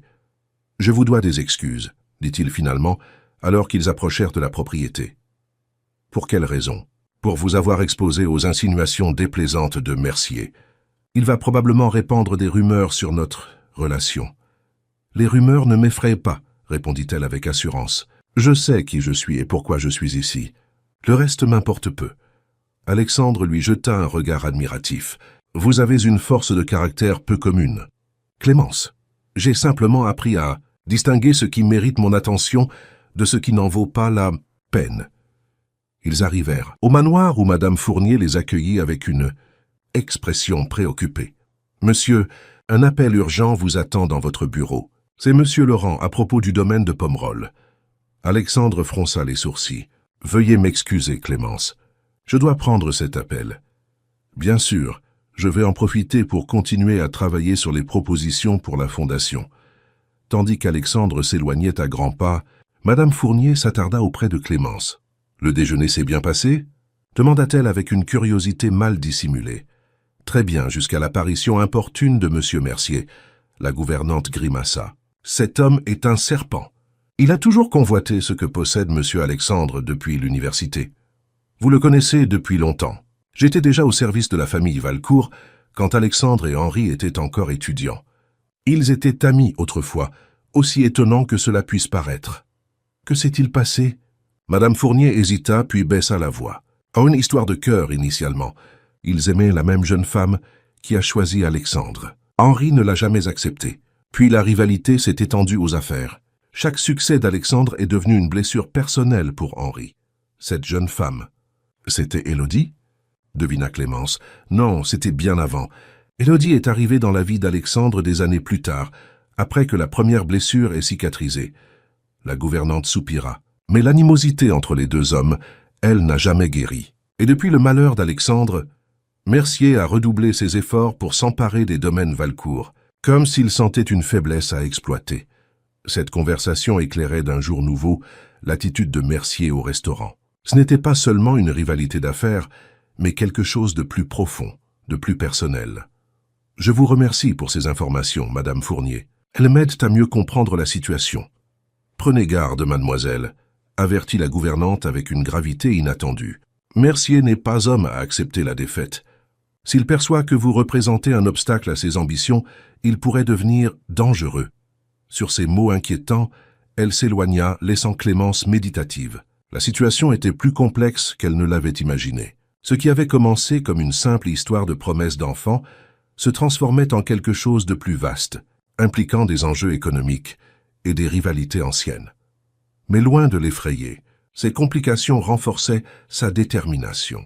Pour la première fois depuis son arrivée, elle sentait qu'elle avait un rôle concret à jouer dans la vie d'Alexandre, non pas simplement comme la réminiscence d'une promesse enfantine, mais comme une alliée dans le présent, peut-être même une inspiratrice pour l'avenir. Les jours suivants furent intenses. Alexandre se trouva accaparé par une série de problèmes sur le domaine de Pomerol, Déco. Difficultés techniques avec les nouvelles installations de filtration qui menaçaient la qualité de la prochaine mise en bouteille. Clémence le voyait peu, hormis tard le soir lorsqu'il rentrait, épuisé mais toujours désireux d'échanger quelques mots avec elle avant de se retirer. Loin de se sentir délaissée, elle mit ce temps à profit pour développer son projet de revitalisation de la Fondation Valcourt. Elle rencontra plusieurs membres du personnel administratif, consulta les archives, établit des comparaisons avec d'autres initiatives philanthropiques du secteur viticole. Progressivement, un plan ambitieux mais réaliste prit forme sous sa plume. Un matin, alors que le domaine s'éveillait sous un soleil automnal, particulièrement radieux, Clémence décida d'organiser une surprise pour Alexandre. Elle savait qu'il rentrerait tard dans l'après-midi, après une journée éprouvante à Pomerol, probablement tendue et préoccupée. « Madame Fournier », aborda-t-elle la gouvernante après le petit déjeuner, Pensez-vous qu'il serait possible de préparer un dîner spécial ce soir? Quelque chose qui ferait plaisir à M. Valcourt après ces journées difficiles. La gouvernante la considéra avec un mélange de surprise et d'approbation. Certainement, mademoiselle. Monsieur Alexandre apprécie particulièrement le magret de canard aux cerises et le soufflé au grand marnier. Parfait. Et pourriez-vous me laisser dresser la table moi-même? J'aimerais créer une atmosphère particulière. Un sourire discret étira les lèvres de Madame Fournier, comme vous le souhaitez. Je vous indiquerai où trouver tout le nécessaire. Avec l'aide discrète du personnel, Clémence prépara la salle à manger privée du manoir, une pièce plus intime que la grande salle où ils prenaient habituellement leurs repas. Elle disposa des chandeliers anciens, sélectionna des fleurs fraîches du jardin qu'elle arrangea en bouquets simples mais élégants, et choisit parmi les trésors de la cave à vin un Saint-Émilion Grand Cru des domaines Valcourt, millésime 2015, l'année où elle avait fait sa promesse à Alexandre. En début de soirée, elle prit soin de s'apprêter, optant pour une robe bleu nuit d'une élégance sobre, relevant ses cheveux en un chignon lâche qui adoucissait son visage. Elle n'en faisait pas trop, consciente que ce dîner n'était pas une tentative de séduction, mais plutôt un geste d'attention, une manière de montrer à Alexandre qu'il n'était plus seul à porter le poids de ses responsabilités. Lorsque le vrombissement d'un moteur annonça son retour, Clémence sentit néanmoins son cœur s'accélérer, et si son initiative était mal interprétée. Si Alexandre y voyait une pression inappropriée, trop tard pour reculer, elle entendait déjà ses pas dans le hall d'entrée. « Bonsoir. Alexandre » l'accueillit-elle en descendant l'escalier. Il leva les yeux vers elle, et son expression fatiguée s'éclaircit instantanément. « Clémence, vous êtes magnifique. »« Merci. » répondit-elle en rougissant légèrement. « J'ai pensé que vous mériteriez une soirée agréable après ces journées éprouvantes. Le dîner sera servi dans une demi-heure, si cela vous convient. » Alexandre parut touché par cette attention. « C'est très prévenant de votre part. Je vais rapidement me rafraîchir et je vous rejoins. » 30 minutes plus tard, vêtu d'un costume sombre qui soulignait son élégance naturelle, Alexandre découvrait la salle à manger transformée. Les flammes des bougies dansaient sur les murs, projetant une lumière chaleureuse qui magnifiait les riches boiseries. Un feu crépitait doucement dans la cheminée, ajoutant sa note de confort à l'ensemble. « C'est inattendu », murmura-t-il en embrassant la scène du regard. « Trop » s'inquiéta Clémence. « Non, parfait. » Il s'approcha de la table et remarqua le vin. « 2015, une année spéciale. L'année de notre première rencontre », confirma-t-elle avec un sourire. « J'ai pensé que ce serait symbolique. » Alexandre hocha la tête, visiblement ému par ce détail. Il lui tira sa chaise, puis s'installa face à elle. « Comment avez-vous occupé ces derniers jours ?» demanda-t-il tandis que le majordome servait l'entrée, un carpaccio de Saint-Jacques aux agrumes. « J'ai travaillé sur le projet de revitalisation de la fondation, » répondit Clémence. « J'aimerais vous présenter mes idées quand vous aurez un moment. Je suis impatient de les découvrir. » Il goûta l'entrée. « C'est délicieux. » Madame Fournier a supervisé le menu. Je ne peux m'attribuer ce mérite. La conversation se poursuivit agréablement, Alexandre lui racontant les défis techniques rencontrés à Pomerol et la façon dont son équipe avait finalement résolu le problème. Clémence l'écoutait avec attention, posant parfois des questions qui témoignaient de sa compréhension croissante du monde viticole. Le magret de canard fut servi, accompagné de légumes d'automne glacés et d'une réduction aux cerises qui embaumait délicieusement. « C'est votre plat préféré », m'a dit Madame Fournier, expliqua Clémence en voyant l'expression ravie d'Alexandre. Elle a raison. Ma mère le préparait pour les occasions spéciales, quand j'étais enfant. Vous parlez rarement de votre famille, observa doucement Clémence. Alexandre contempla son verre un instant avant de répondre. Mes parents étaient des personnes remarquables, mais très différentes l'une de l'autre. Mon père était un homme d'affaires pragmatique, entièrement dévoué au domaine. Ma mère était plus bohème, passionnée d'art et de littérature. Je me suis souvent demandé ce qui les avait réunis. L'amour, probablement, suggéra Clémence. Les opposés s'attirent, dit-on. Sans doute. Je crois que j'ai hérité un peu des deux. La rigueur de mon père, la sensibilité de ma mère. Bien que cette dernière soit restée longtemps enfouie sous les impératifs du business. Elle transparaît pourtant, dit Clémence. Dans votre passion pour le vin, dans l'attention que vous portez aux détails, dans votre fidélité au projet d'Élodie malgré la douleur. Alexandre la regarda longuement. Vous avez une façon particulière de voir les gens, Clémence. de percevoir ce qu'ils cachent parfois à eux-mêmes. C'est peut-être parce que je vous observe sans les filtres du passé ou des attentes professionnelles. Je vous vois simplement comme vous êtes. Un silence confortable s'installa entre eux, ponctué seulement par le crépitement du feu et le tintement délicat des couverts. Le soufflet au grand marnier arriva, parfaitement aérien, couronnant ce repas en beauté. « C'était exquis », déclara Alexandre après la dernière bouchée. « Je ne me souviens pas d'avoir aussi bien dîné depuis très longtemps. Je suis heureuse que cela vous ait plu. » Il se leva et lui tendit la main. « Venez, j'aimerais vous montrer quelque chose. » Intriguée, Clémence le suivit à travers les couloirs du manoir jusqu'à une aile qu'elle n'avait pas encore explorée. Alexandre s'arrêta devant une porte en bois sculptée, hésita un instant puis l'ouvrit.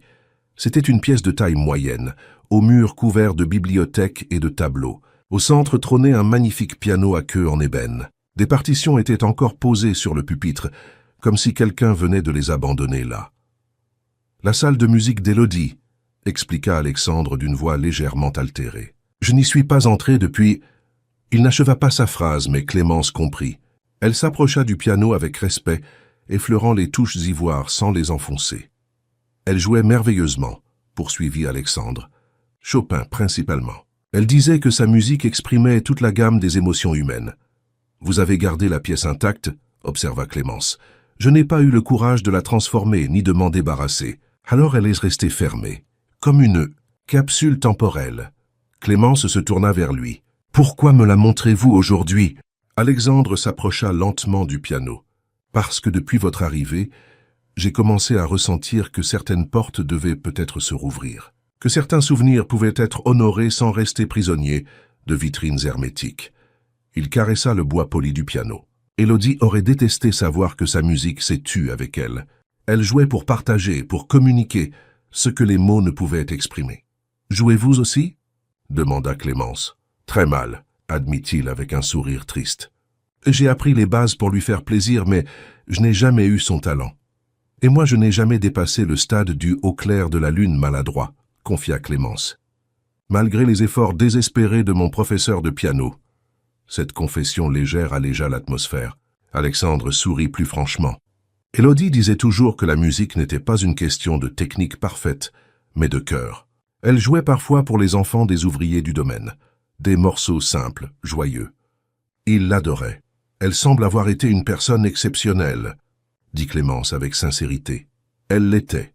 Alexandre fit une pause, puis ajouta « Vous l'êtes aussi d'une façon différente. » Elle illuminait par sa présence rayonnante. Vous vous éclairez en révélant la lumière déjà présente chez les autres. Cette comparaison, si délicatement formulée, toucha Clémence au plus profond d'elle-même. Elle sentit des larmes lui piquer les yeux. « Merci, murmura-t-elle.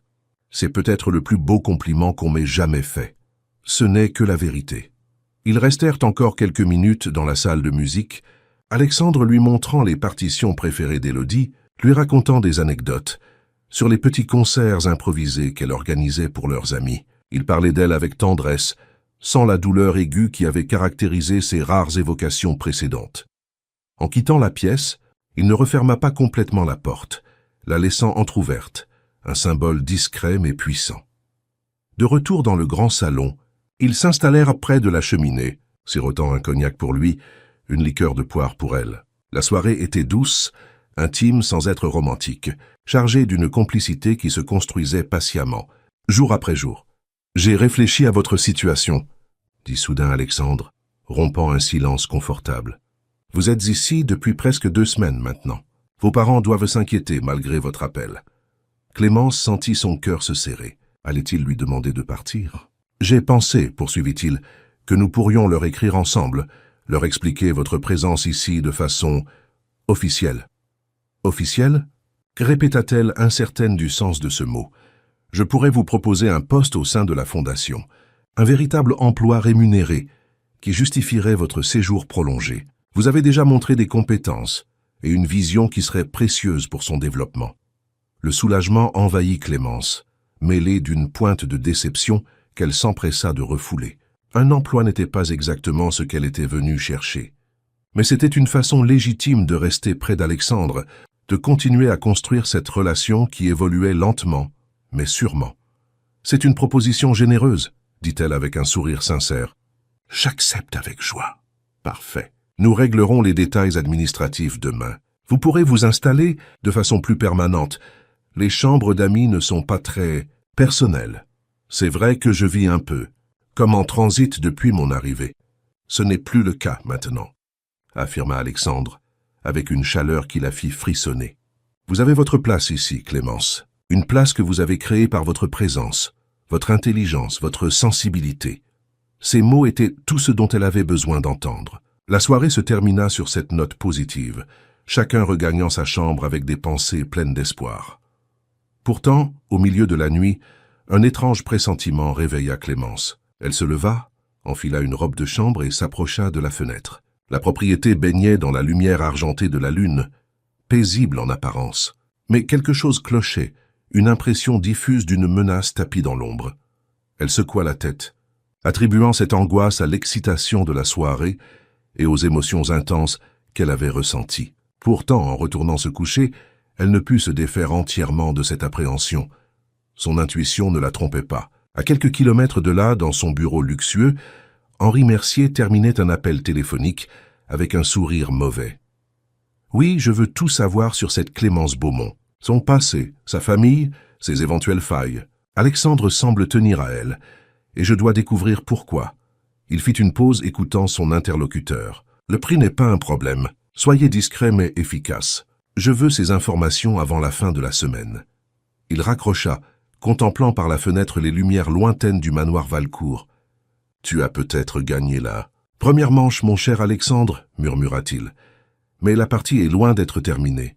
Une semaine s'écoula, rythmée par les nouvelles responsabilités de Clémence au sein de la Fondation Valcourt. Alexandre lui avait aménagé un bureau adjacent au sien, symbolisant ainsi la confiance qu'il plaçait en elle. Ensemble, ils avaient rédigé une lettre à ses parents, expliquant sa situation professionnelle et les assurant de son bien-être. La réponse, arrivée 2 jours plus tard, exprimait une surprise mêlée d'inquiétude, mais aussi un certain soulagement de la savoir dans un cadre respectable. « Il souhaite venir vous rendre visite », annonça Alexandre, après avoir lu la lettre que Clémence lui avait montrée. Ce serait l'occasion de les rassurer complètement. « Vous seriez d'accord pour les recevoir ici ?» demanda-t-elle, étonnée par cette proposition. « Bien sûr. Votre place dans cette maison est légitime, Clémence. Il est normal que vos parents veuillent s'assurer des conditions dans lesquelles vit leur fille. » Cette attention la toucha profondément. Alexandre évoluait chaque jour, s'ouvrant davantage, retrouvant progressivement le goût des relations humaines qu'il avait réprimées depuis sa tragédie personnelle.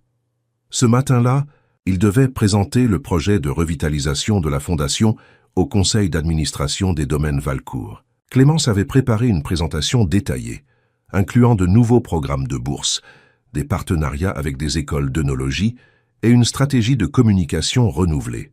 « Nerveuse ?» demanda Alexandre en la rejoignant dans le hall, prêt à partir pour le siège administratif des domaines. « Un peu », admit-elle en lissant sa jupe tailleur. « C'est la première fois que je m'adresse à un conseil d'administration. »« Vous serez parfaite », assura-t-il en lui offrant son bras pour la conduire à la voiture. « Votre projet est solide et votre passion contagieuse. » Le trajet se déroula dans un silence confortable. Clémence observait le paysage automnal, les vignes dont les feuilles se teintaient progressivement de pourpre et d'or. En 3 semaines, elle avait appris à aimer cette région, à comprendre son rythme dicté par les saisons, à apprécier la subtile alchimie entre tradition et innovation qui caractérisait le monde viticole. Ils arrivèrent au siège des domaines Valcourt, un bâtiment élégant, alliant pierres traditionnelles et grandes surfaces vitrées. Le personnel les accueillit avec déférence, certains regards s'attardant curieusement sur Clémence. Sa présence aux côtés d'Alexandre avait visiblement alimenté les conversations. La salle du conseil était imposante, une longue table en bois précieux, entourée de fauteuils en cuir, des vitrines, exposant les cuvées prestigieuses des différents domaines, et une vue panoramique sur les vignobles environnants.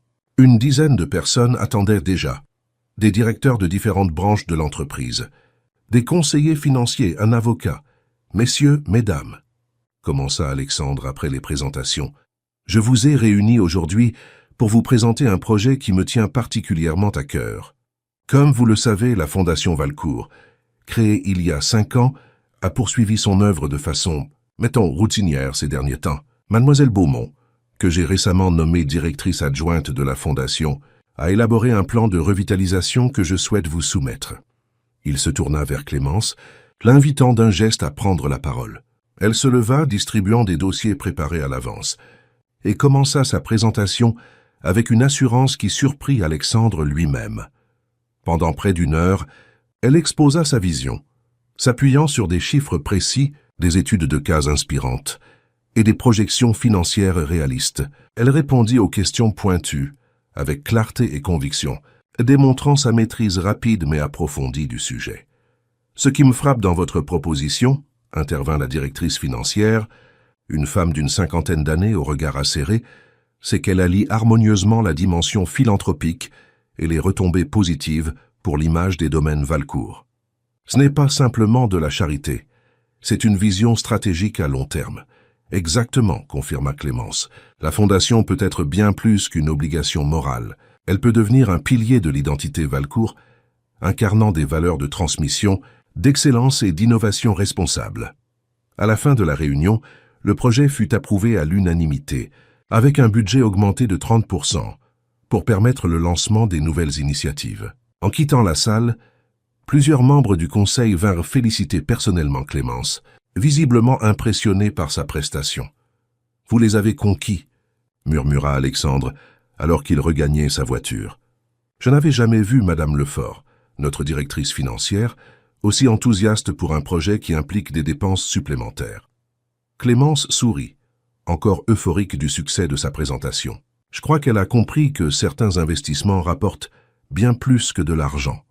Un principe que j'avais tendance à oublier ces dernières années, admit Alexandre. Vous me le rappelez chaque jour. Ils décidèrent de déjeuner dans un petit restaurant du village pour célébrer cette victoire. L'ambiance était détendue, presque festive. Alexandre évoquait déjà les prochaines étapes, les personnes à contacter et les annonces à préparer. Nous pourrions organiser un événement de lancement pour les nouveaux programmes, suggéra-t-il. Une soirée au manoir avec les partenaires potentiels, les anciens boursiers, quelques personnalités du monde viticole. Ce serait parfait, approuva Clémence. Montrer que la Fondation renaît avec force et ambition. Ils étaient en train de discuter des détails de cette soirée lorsque le téléphone du restaurant sonna. Le propriétaire, après avoir répondu, s'approcha de leur table. « Monsieur Valcourt, on vous demande de toute urgence au domaine de Saint-Émilion. Un problème avec les cuves de fermentation, apparemment. » Alexandre fronça les sourcils. « Encore ? C'est la 3e fois ce mois-ci. » Il se tourna vers Clémence. « Je suis désolé, je vais devoir y aller. Voulez-vous m'accompagner ou préférez-vous rentrer au manoir ? » « Je vous accompagne, » décida-t-elle sans hésitation. « Je pourrais peut-être me rendre utile. » Ils arrivèrent rapidement au domaine de Saint-Émilion, où une agitation inhabituelle régnait. Le maître de chai les accueillit avec une expression soucieuse. « C'est incompréhensible, monsieur, » expliqua-t-il alors qu'ils inspectaient les cuves. « Le système de contrôle de température s'est déréglé pendant la nuit. Si nous n'avions pas eu l'alerte automatique, nous aurions perdu toute la cuvée Prestige. » Alexandre examina attentivement l'installation. C'est la 3e défaillance technique en peu de temps, sur 3 domaines différents. Cela commence à faire beaucoup pour une simple coïncidence. « Vous pensez à un sabotage ?» demanda Clémence à voix basse. « Je n'aime pas sauter aux conclusions, mais 3 incidents similaires en si peu de temps, cela mérite une enquête approfondie. » Il passa l'heure suivante à discuter avec les techniciens, examinant les systèmes de sécurité, renforçant les contrôles. Clémence l'observait, admirant sa maîtrise technique et sa capacité à rassurer ses équipes, malgré l'inquiétude qu'elle devinait en lui.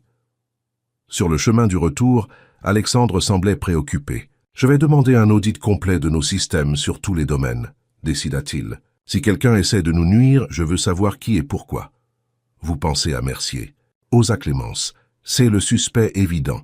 Mais Henri a toujours préféré les attaques frontales aux coups bas. Ce genre de sabotage subtil ne lui ressemble pas. Ils arrivèrent au manoir en début de soirée, fatigués mais soulagés que l'incident n'ait pas eu de conséquences graves. Madame Fournier les accueillit avec une expression contrariée. « Un visiteur vous attend depuis plus d'1 heure, monsieur, » annonça-t-elle. « Il a refusé de partir malgré mes explications sur votre absence. »« Qui est-ce ?»« Un certain monsieur Beaumont, le père de mademoiselle. » Clémence se figea. « Mon père ! Ici ! Mais il devait venir avec ma mère la semaine prochaine. » Il semble avoir décidé d'avancer sa visite, dit sèchement la gouvernante. Il attend dans le petit salon. Clémence et Alexandre échangèrent un regard inquiet. « Allons-y ensemble » proposa-t-il. François Beaumont, un homme de stature imposante malgré ses cheveux grisonnants, faisait les 100 pas dans le salon. Lorsque Clémence entra, suivie d'Alexandre, son visage exprimait un mélange de soulagement et d'irritation. « Papa !» s'exclama Clémence, surprise mais heureuse malgré tout. « Je ne t'attendais pas si tôt. »« Visiblement, » répliqua-t-il d'un ton sec, « ta mère et moi étions morts d'inquiétude, Clémence. Une simple lettre après des semaines de silence? Et maintenant j'apprends que tu travailles ici, que tu vis ici. »« Monsieur Beaumont, » intervint Alexandre en s'avançant, main tendue, « je comprends votre inquiétude, mais je vous assure que votre fille est parfaitement en sécurité chez moi. » François Beaumont ignora la main tendue, dévisageant Alexandre avec méfiance. « Et vous êtes ?» Alexandre Valcourt, propriétaire des domaines Valcourt et employeur actuel de votre fille. « Employeur, vraiment? Et depuis quand embauche-t-on une jeune femme sans expérience pour diriger une fondation ?»« Papa !» protesta Clémence, mortifiée. « Alexandre m'a fait confiance pour mes compétences. Je viens justement de présenter mon projet au conseil d'administration, qu'il a approuvé à l'unanimité. » François se tourna vers sa fille. « Alexandre? Tu l'appelles par son prénom ?» Son regard passa de l'un à l'autre. « Qu'est-ce qui se passe réellement ici, Clémence? Cette histoire de promesse d'enfant que tu nous as racontée dans ta lettre, c'est absurde. »« Pas pour moi, » répondit-elle fermement. « Et si tu prenais le temps de t'asseoir et de m'écouter calmement, je pourrais tout expliquer. »« J'ai une meilleure idée, » répliqua son père. « Tu prépares tes affaires et tu rentres à Paris avec moi, immédiatement. » Non. Le mot prononcé avec une tranquille assurance surprit autant François que Clémence elle-même. Elle n'avait jamais ouvertement défié son père auparavant. « Pardon ? » ?»« J'ai dit non, papa.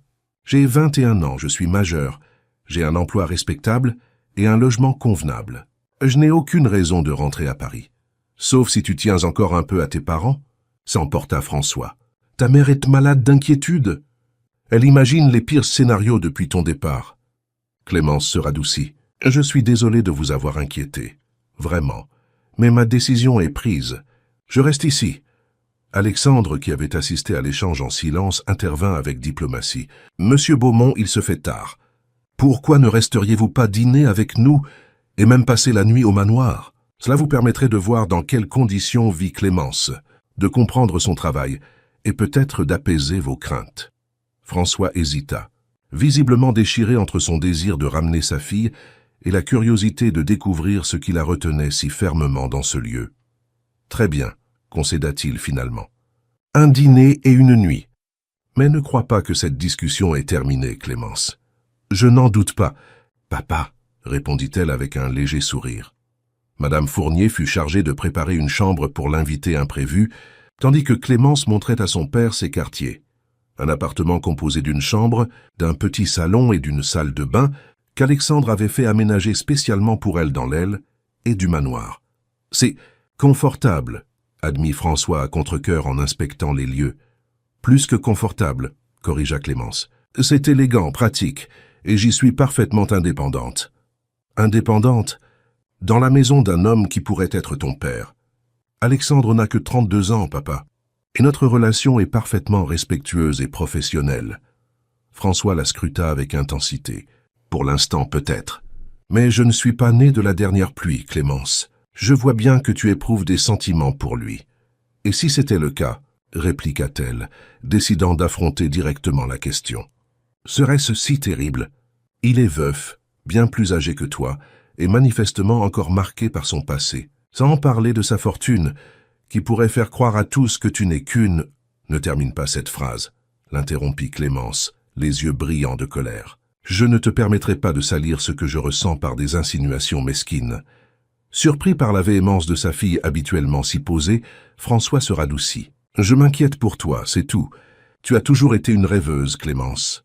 J'ai peur que tu ne te bâtisses un château de cartes qui s'effondrera à la première brise. Tu te trompes, papa. Ce que je construis ici est solide, basé sur la confiance, le respect mutuel et une compréhension profonde. Si tu prenais le temps de connaître Alexandre, tu verrais l'homme remarquable qu'il est. C'est bien mon intention, assura François. Je vais l'observer très attentivement pendant ce dîner. Le repas fut, comme Clémence le craignait, une épreuve diplomatique. François bombardait Alexandre de questions sur son entreprise, sa vision, ses projets, cherchant visiblement la faille qui révélerait des intentions douteuses. Alexandre répondait avec une patience et une courtoisie admirables, ne s'offusquant pas de cet interrogatoire à peine déguisé. « Votre fille est exceptionnelle, Monsieur Beaumont, déclara-t-il à un moment donné. Son intelligence, sa sensibilité et sa détermination sont rares. Vous avez toutes les raisons d'être fier d'elle. » « Je le suis, » répondit François, légèrement déstabilisé par ce compliment sincère. « C'est pourquoi je veux m'assurer qu'elle ne commet pas d'erreur qui pourrait compromettre son avenir. Croyez-moi, je partage cette préoccupation. Son bien-être et son épanouissement me tiennent profondément à cœur. » La soirée s'étira, tendue mais civile. Lorsque François se retira finalement dans sa chambre, Clémence rejoignit Alexandre sur la terrasse où il contemplait le ciel étoilé, un verre de cognac à la main. « Je suis désolé pour cet interrogatoire », s'excusa-t-elle en s'accoudant à la balustrade près de lui. « Ne le soyez pas. Votre père vous aime et vous protège. C'est normal. Il peut être terriblement borné parfois. Comme sa fille, » observa Alexandre avec un sourire en coin. Clémence rit doucement, touchée. Ils restèrent un moment silencieux, admirant la voûte céleste parsemée d'étoiles. « Croyez-vous qu'il finira par accepter ma présence ici ?» demanda finalement Clémence. « S'il voit que vous êtes heureuse, oui. Les parents finissent généralement par vouloir le bonheur de leurs enfants, même quand il prend une forme qu'ils n'avaient pas anticipée. J'espère que vous avez raison. Faites-lui confiance, » conseilla Alexandre. « Et donnez-lui du temps. » Clémence hocha la tête, reconnaissante pour cette sagesse tranquille. Elle ne pouvait s'empêcher de penser que cet homme, qui avait traversé tant d'épreuves, possédait une compréhension des relations humaines bien plus profonde qu'il ne le laissait paraître. « Bonne nuit, Alexandre », murmura-t-elle en effleurant légèrement son bras. « Bonne nuit, Clémence », répondit-il, son regard s'attardant sur elle avec une douceur nouvelle qui fit battre son cœur plus vite. Alors qu'elle regagnait ses appartements, une certitude s'imposait à elle. Quoi qu'en pense son père, sa place était ici, auprès de cet homme qui réapprenait lentement à vivre et à aimer, en partie grâce à elle. Une promesse d'enfant les avait réunis, mais c'était désormais une décision d'adulte, consciente et réfléchie, qui la maintenait à ses côtés. Le lendemain matin, François Beaumont se montra plus calme, presque pensif. Il accepta l'invitation d'Alexandre à visiter les bureaux de la Fondation et parut impressionné, malgré lui, par le professionnalisme de l'installation et l'enthousiasme des quelques employés déjà en place. Observant sa fille présenter avec assurance les projets en cours, il sembla reconsidérer sa position. « Tu as l'air à ta place », admit-il pendant qu'il déjeunait dans un petit restaurant près des bureaux. Alexandre les avait diplomatiquement laissés seuls, prétextant des rendez-vous importants. « Je le suis, papa », confirma Clémence. « Pour la première fois de ma vie, j'ai l'impression d'être exactement là où je dois être, de faire exactement ce que je dois faire. » François l'étudia avec attention. « Et ce Valcourt, il te traite correctement ?» « Avec un respect et une considération absolue, » assura-t-elle. « Il ne s'est jamais rien passé d'inapproprié, si c'est ce qui t'inquiète. »« Pour être franc, ce qui m'inquiète, c'est précisément qu'il ne se passe rien, » répliqua François, surprenant sa fille. « Tu vis dans sa maison, travailles pour son entreprise, tout en nourrissant des sentiments évidents pour lui. Si ses intentions sont honorables, pourquoi maintient-il cette distance ?» Clémence soupira. « C'est compliqué, papa. Alexandre a traversé des épreuves terribles. Il a besoin de temps pour guérir, pour réapprendre à faire confiance à la vie. Et tu es prête à attendre indéfiniment ? Je suis prête à lui donner l'espace et le temps nécessaires, corrigea-t-elle, parce que ce que nous construisons mérite cette patience. » François secoua la tête, perplexe mais touché par la détermination tranquille de sa fille. « Tu as toujours été différente, Clémence. Même enfant, tu voyais des choses que les autres ne percevaient pas. Tu suivais ton propre chemin avec une conviction inébranlable. » Il soupira. « Ta mère dit que tu tiens ça de ma grand-mère. Elle aussi avait ce don de savoir, comme elle l'appelait. Alors tu comprends que ce n'est pas un caprice, » dit doucement Clémence. « C'est une certitude profonde qui me guide depuis cette première rencontre il y a 11 ans. » François hocha lentement la tête. « Je ne suis pas sûr de comprendre, mais je commence à l'accepter. Je parlerai à ta mère, je la rassurerai. » Il prit la main de sa fille. « Promets-moi seulement de nous donner régulièrement de tes nouvelles. Et si jamais les choses tournent mal, je vous appellerai immédiatement, » promit Clémence avec un sourire reconnaissant. « Merci, papa. » Après le déjeuner, ils retrouvèrent Alexandre au manoir. François annonça son départ pour Paris, mais avec une cordialité nouvelle qui surprit agréablement Clémence. « Prenez soin de ma fille, monsieur Valcourt, » dit-il en serrant fermement la main d'Alexandre. « Elle est ce que j'ai de plus précieux au monde. »« J'en suis parfaitement conscient, » répondit Alexandre avec une gravité qui impressionna visiblement François. « Et je vous promets qu'elle sera toujours respectée et valorisée ici. » Après le départ de son père, Clémence ressentit un curieux mélange de soulagement et d'anticipation. Une barrière venait de tomber, ouvrant la voie à de nouvelles possibilités. Les jours suivants furent de consacrer aux préparatifs de la soirée de lancement des nouveaux programmes de la Fondation. Clémence s'y investit totalement, coordonnant les invitations, le menu, la décoration, tout en continuant à développer les projets concrets qui seraient à présenter. Un soir, alors qu'elle travaillait tard dans son bureau au manoir, Alexandre vint la rejoindre, 2 verres de vin à la main.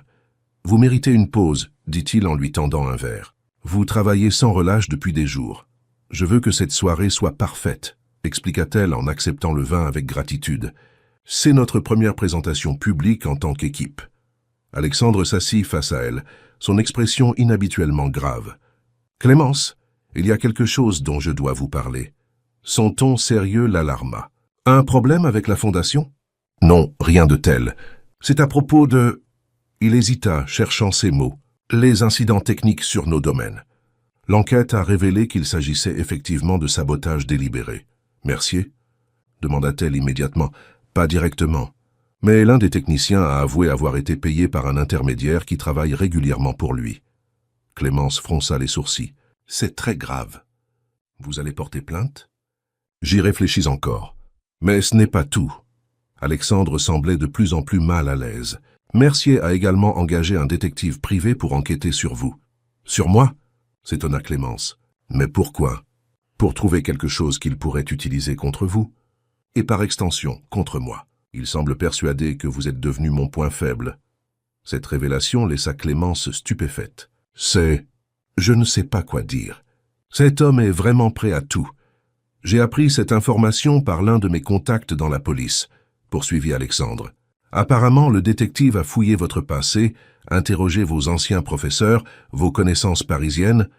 Il ne trouvera rien de compromettant, assura Clémence. Ma vie a été plutôt sage et conventionnelle jusqu'à présent. Je n'en doute pas, dit Alexandre avec un sourire. Mais je voulais que vous soyez prévenu. Mercier pourrait tenter de vous approcher, de vous piéger d'une façon ou d'une autre. Clémence réfléchit un instant. Si c'est le cas, nous devrions peut-être utiliser cette situation à notre avantage. Comment cela ? S'il est si désespéré de trouver quelque chose contre moi, c'est qu'il me perçoit comme une menace pour ses plans. Nous pourrions... C'est l'inciter à se dévoiler, à commettre une erreur. Alexandre la considéra avec un mélange d'admiration et d'inquiétude. Ce serait risqué. Mercier n'est pas un adversaire à prendre à la légère.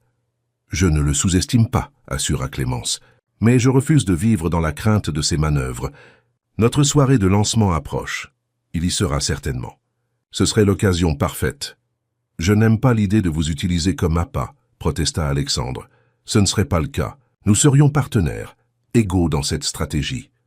Elle posa sa main sur la sienne. Faites-moi confiance. Cette phrase simple mais chargée de sens résonna entre eux. Alexandre contempla leurs mains jointes, puis acquiesça lentement. D'accord, mais nous planifierons tout avec la plus grande prudence.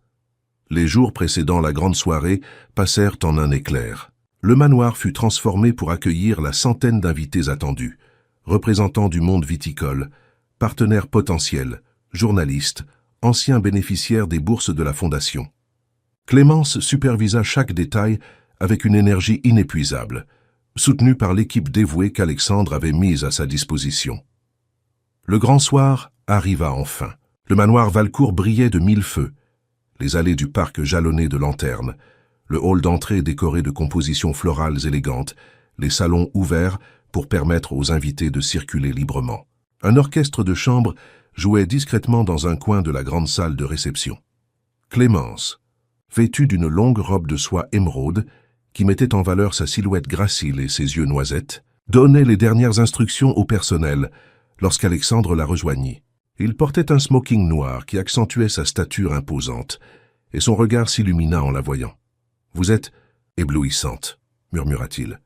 Merci, répondit-elle en rougissant légèrement. Vous êtes très élégant vous-même. Il lui offrit son bras. Prête à accueillir nos invités? Plus que prête. Ils prirent position dans le hall, formant un couple d'hôtes parfaitement assortis. Les convives commencèrent à arriver, et Clémence se révéla une maîtresse de maison accomplie, mémorisant les noms, engageant des conversations pertinentes, mettant chacun à l'aise avec un charme naturel. Madame Fournier, qui observait la scène depuis un angle discret, ne put s'empêcher de remarquer à l'un des majordomes, on dirait qu'elle a toujours appartenu à cet endroit, comme si le manoir l'attendait. Vers le milieu de la soirée, alors que l'ambiance était à son apogée, Henri Mercier fit son entrée accompagné d'une femme blonde excessivement parée de bijoux.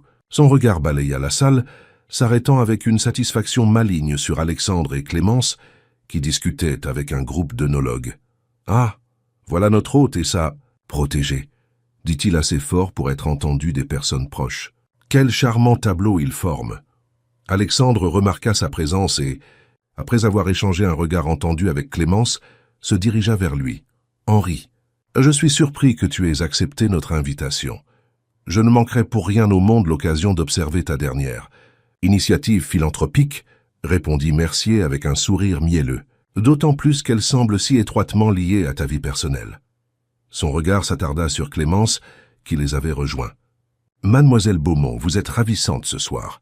On dirait que vous avez trouvé votre place dans ce manoir historique. En effet, monsieur Mercier, répondit-elle avec une politesse glaciale. Le manoir Valcourt et moi semblons faits l'un pour l'autre. Fascinant, murmura-t-il, surtout pour une jeune femme qui, il y a encore un mois, n'avait aucune expérience dans le monde viticole, ni dans la gestion de fondation. Votre ascension fulgurante intrigue beaucoup de monde, vous savez. Les talents exceptionnels se révèlent souvent dans des circonstances inattendues, intervint Alexandre. Clémence a prouvé sa valeur par ses actes, pas par son pedigree ou ses relations. Bien sûr, concéda Mercier, avec un geste désinvolte. Personne ne remet en question ses talents. L'insinuation était à peine voilée. J'ai simplement entendu certaines rumeurs concernant les raisons de sa présence ici. Vraiment? Demanda Clémence avec un calme apparent qui cachait sa colère montante. Et quelles sont ces rumeurs, monsieur Mercier? Je serais curieuse de les entendre directement de votre bouche, plutôt que par l'intermédiaire du détective privé que vous avez engagé pour fouiller mon passé.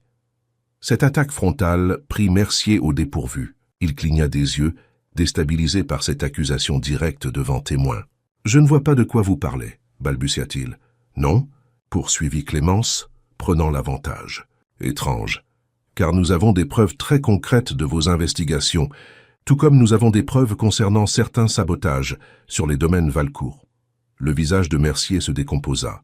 Plusieurs invités proches s'étaient arrêtés de parler, attentifs à cet échange tendu.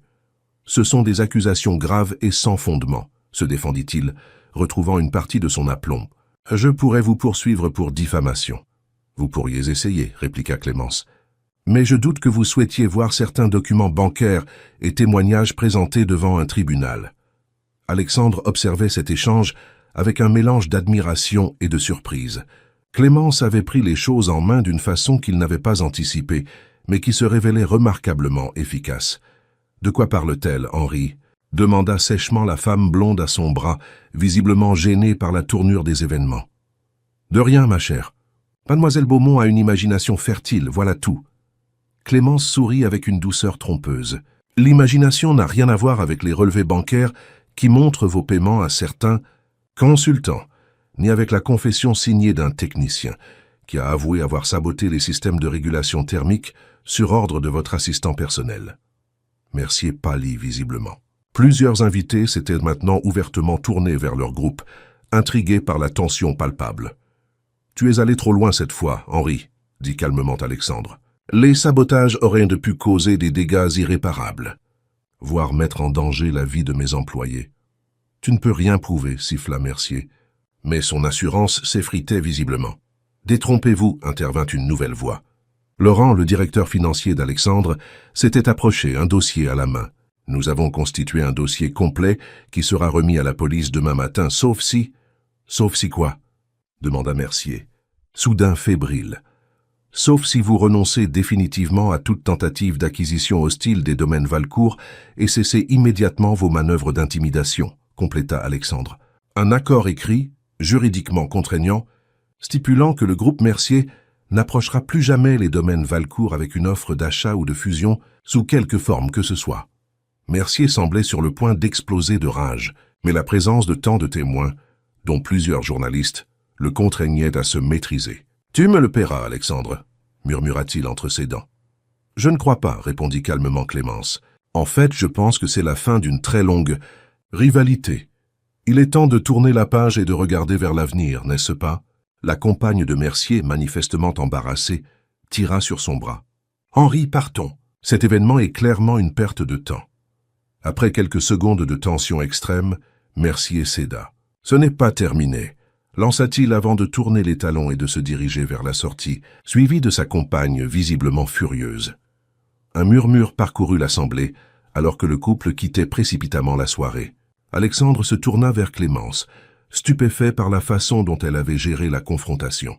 « Vous avez été extraordinaire, » murmura-t-il. « Je n'avais pas prévu que vous l'affronteriez aussi directement. »« Il fallait le prendre par surprise, » expliqua-t-elle. « Un homme comme lui ne s'attend pas à ce qu'une jeune femme le défie ouvertement. C'était son point faible. » Alexandre lui prit la main, oubliant un instant les regards curieux autour d'eux. « Vous ne cessez de m'étonner, Clémence Beaumont. » La soirée reprit son cours, l'incident avec Mercier ajoutant une note d'excitation qui rendit l'événement encore plus mémorable. La présentation officielle des nouveaux programmes de la Fondation fut accueillie avec enthousiasme, et plusieurs partenaires potentiels s'engagèrent sur le champ à soutenir l'initiative. Bien après minuit, alors que les derniers invités s'en allaient, Clémence et Alexandre se retrouvèrent seuls sur la terrasse. La nuit était douce pour la saison, le ciel parsemé d'étoiles brillantes. « Une soirée réussie à tout point de vue », commenta Alexandre en contemplant le parc paisible. « La Fondation a un nouveau départ, et Mercier a reçu une leçon qu'il n'oubliera pas de sitôt. J'espère qu'il honorera notre accord tacite, » dit Clémence. « Un homme comme lui peut être dangereux quand son orgueil est blessé. Je crois que sa réputation lui est trop précieuse. L'humiliation publique de ce soir l'incitera à la prudence. » Ils restèrent silencieux un moment, savourant la quiétude de la nuit après l'agitation de la soirée. Puis Alexandre se tourna vers elle, son expression soudain grave et intense. « Clémence, il y a quelque chose que je dois vous dire, que j'aurais dû vous dire depuis longtemps, peut-être. » Son cœur s'accéléra. « Je vous écoute. Quand vous êtes arrivé ici, poursuivant cette promesse d'enfant, j'étais perplexe, méfiant même. Je pensais que vous partirez rapidement, confronté à la réalité moins romanesque de ma vie. » Il fit une pause, cherchant ses mots. « Mais vous êtes resté, et jour après jour, vous avez apporté quelque chose que je croyais avoir perdu à jamais, de la lumière, de l'espoir, une raison de regarder vers l'avenir plutôt que de m'enliser dans le passé. » Clémence sentit des larmes lui monter aux yeux, mais les retint. Ce moment était trop important pour être brouillé par l'émotion. « Pendant longtemps, » poursuivit Alexandre, « j'ai cru que mon cœur était définitivement fermé, que la douleur de perdre Élodie et notre enfant avait anéanti ma capacité à ressentir quoi que ce soit de profond. » Il prit une inspiration tremblante. « Mais vous avez prouvé que j'avais tort. Contre toute attente, vous avez réveillé des sentiments que je croyais éteints à jamais. » « Alexandre, » murmura-t-elle, incapable de dire plus. « Je ne sais pas si c'est de l'amour, pas encore. » Admit-il avec une franchise désarmante. « Mais c'est quelque chose de puissant, de réel, qui grandit chaque jour. Et pour la première fois depuis la tragédie, je me surprends à vouloir construire un avenir, à imaginer des possibilités au lieu de simplement survivre au présent. » Il prit ses mains dans les siennes. « Je ne peux pas vous promettre que ce sera facile. Je porte encore des cicatrices, des doutes, des peurs. Mais si vous êtes prête à être patiente, à avancer pas à pas avec moi, c'est tout ce que j'ai jamais espéré, » répondit-elle, la voix tremblante d'émotion. « Je ne vous demande pas d'oublier ou de remplacer ce que vous avez perdu. Je vous demande simplement une chance. La chance de construire ensemble quelque chose de nouveau à notre rythme, jour après jour. » Alexandre libéra une de ses mains pour essuyer doucement une larme qui avait finalement échappé au contrôle de Clémence. Cette petite fille de 10 ans avait vu quelque chose que personne d'autre n'avait perçu, murmura-t-il. Une possibilité, un chemin qui nous attendait, enfoui dans le futur. Je vous avais dit que je reviendrais, rappela Clémence avec un sourire lumineux. Et vous avez tenu parole, confirma Alexandre, se penchant lentement vers elle.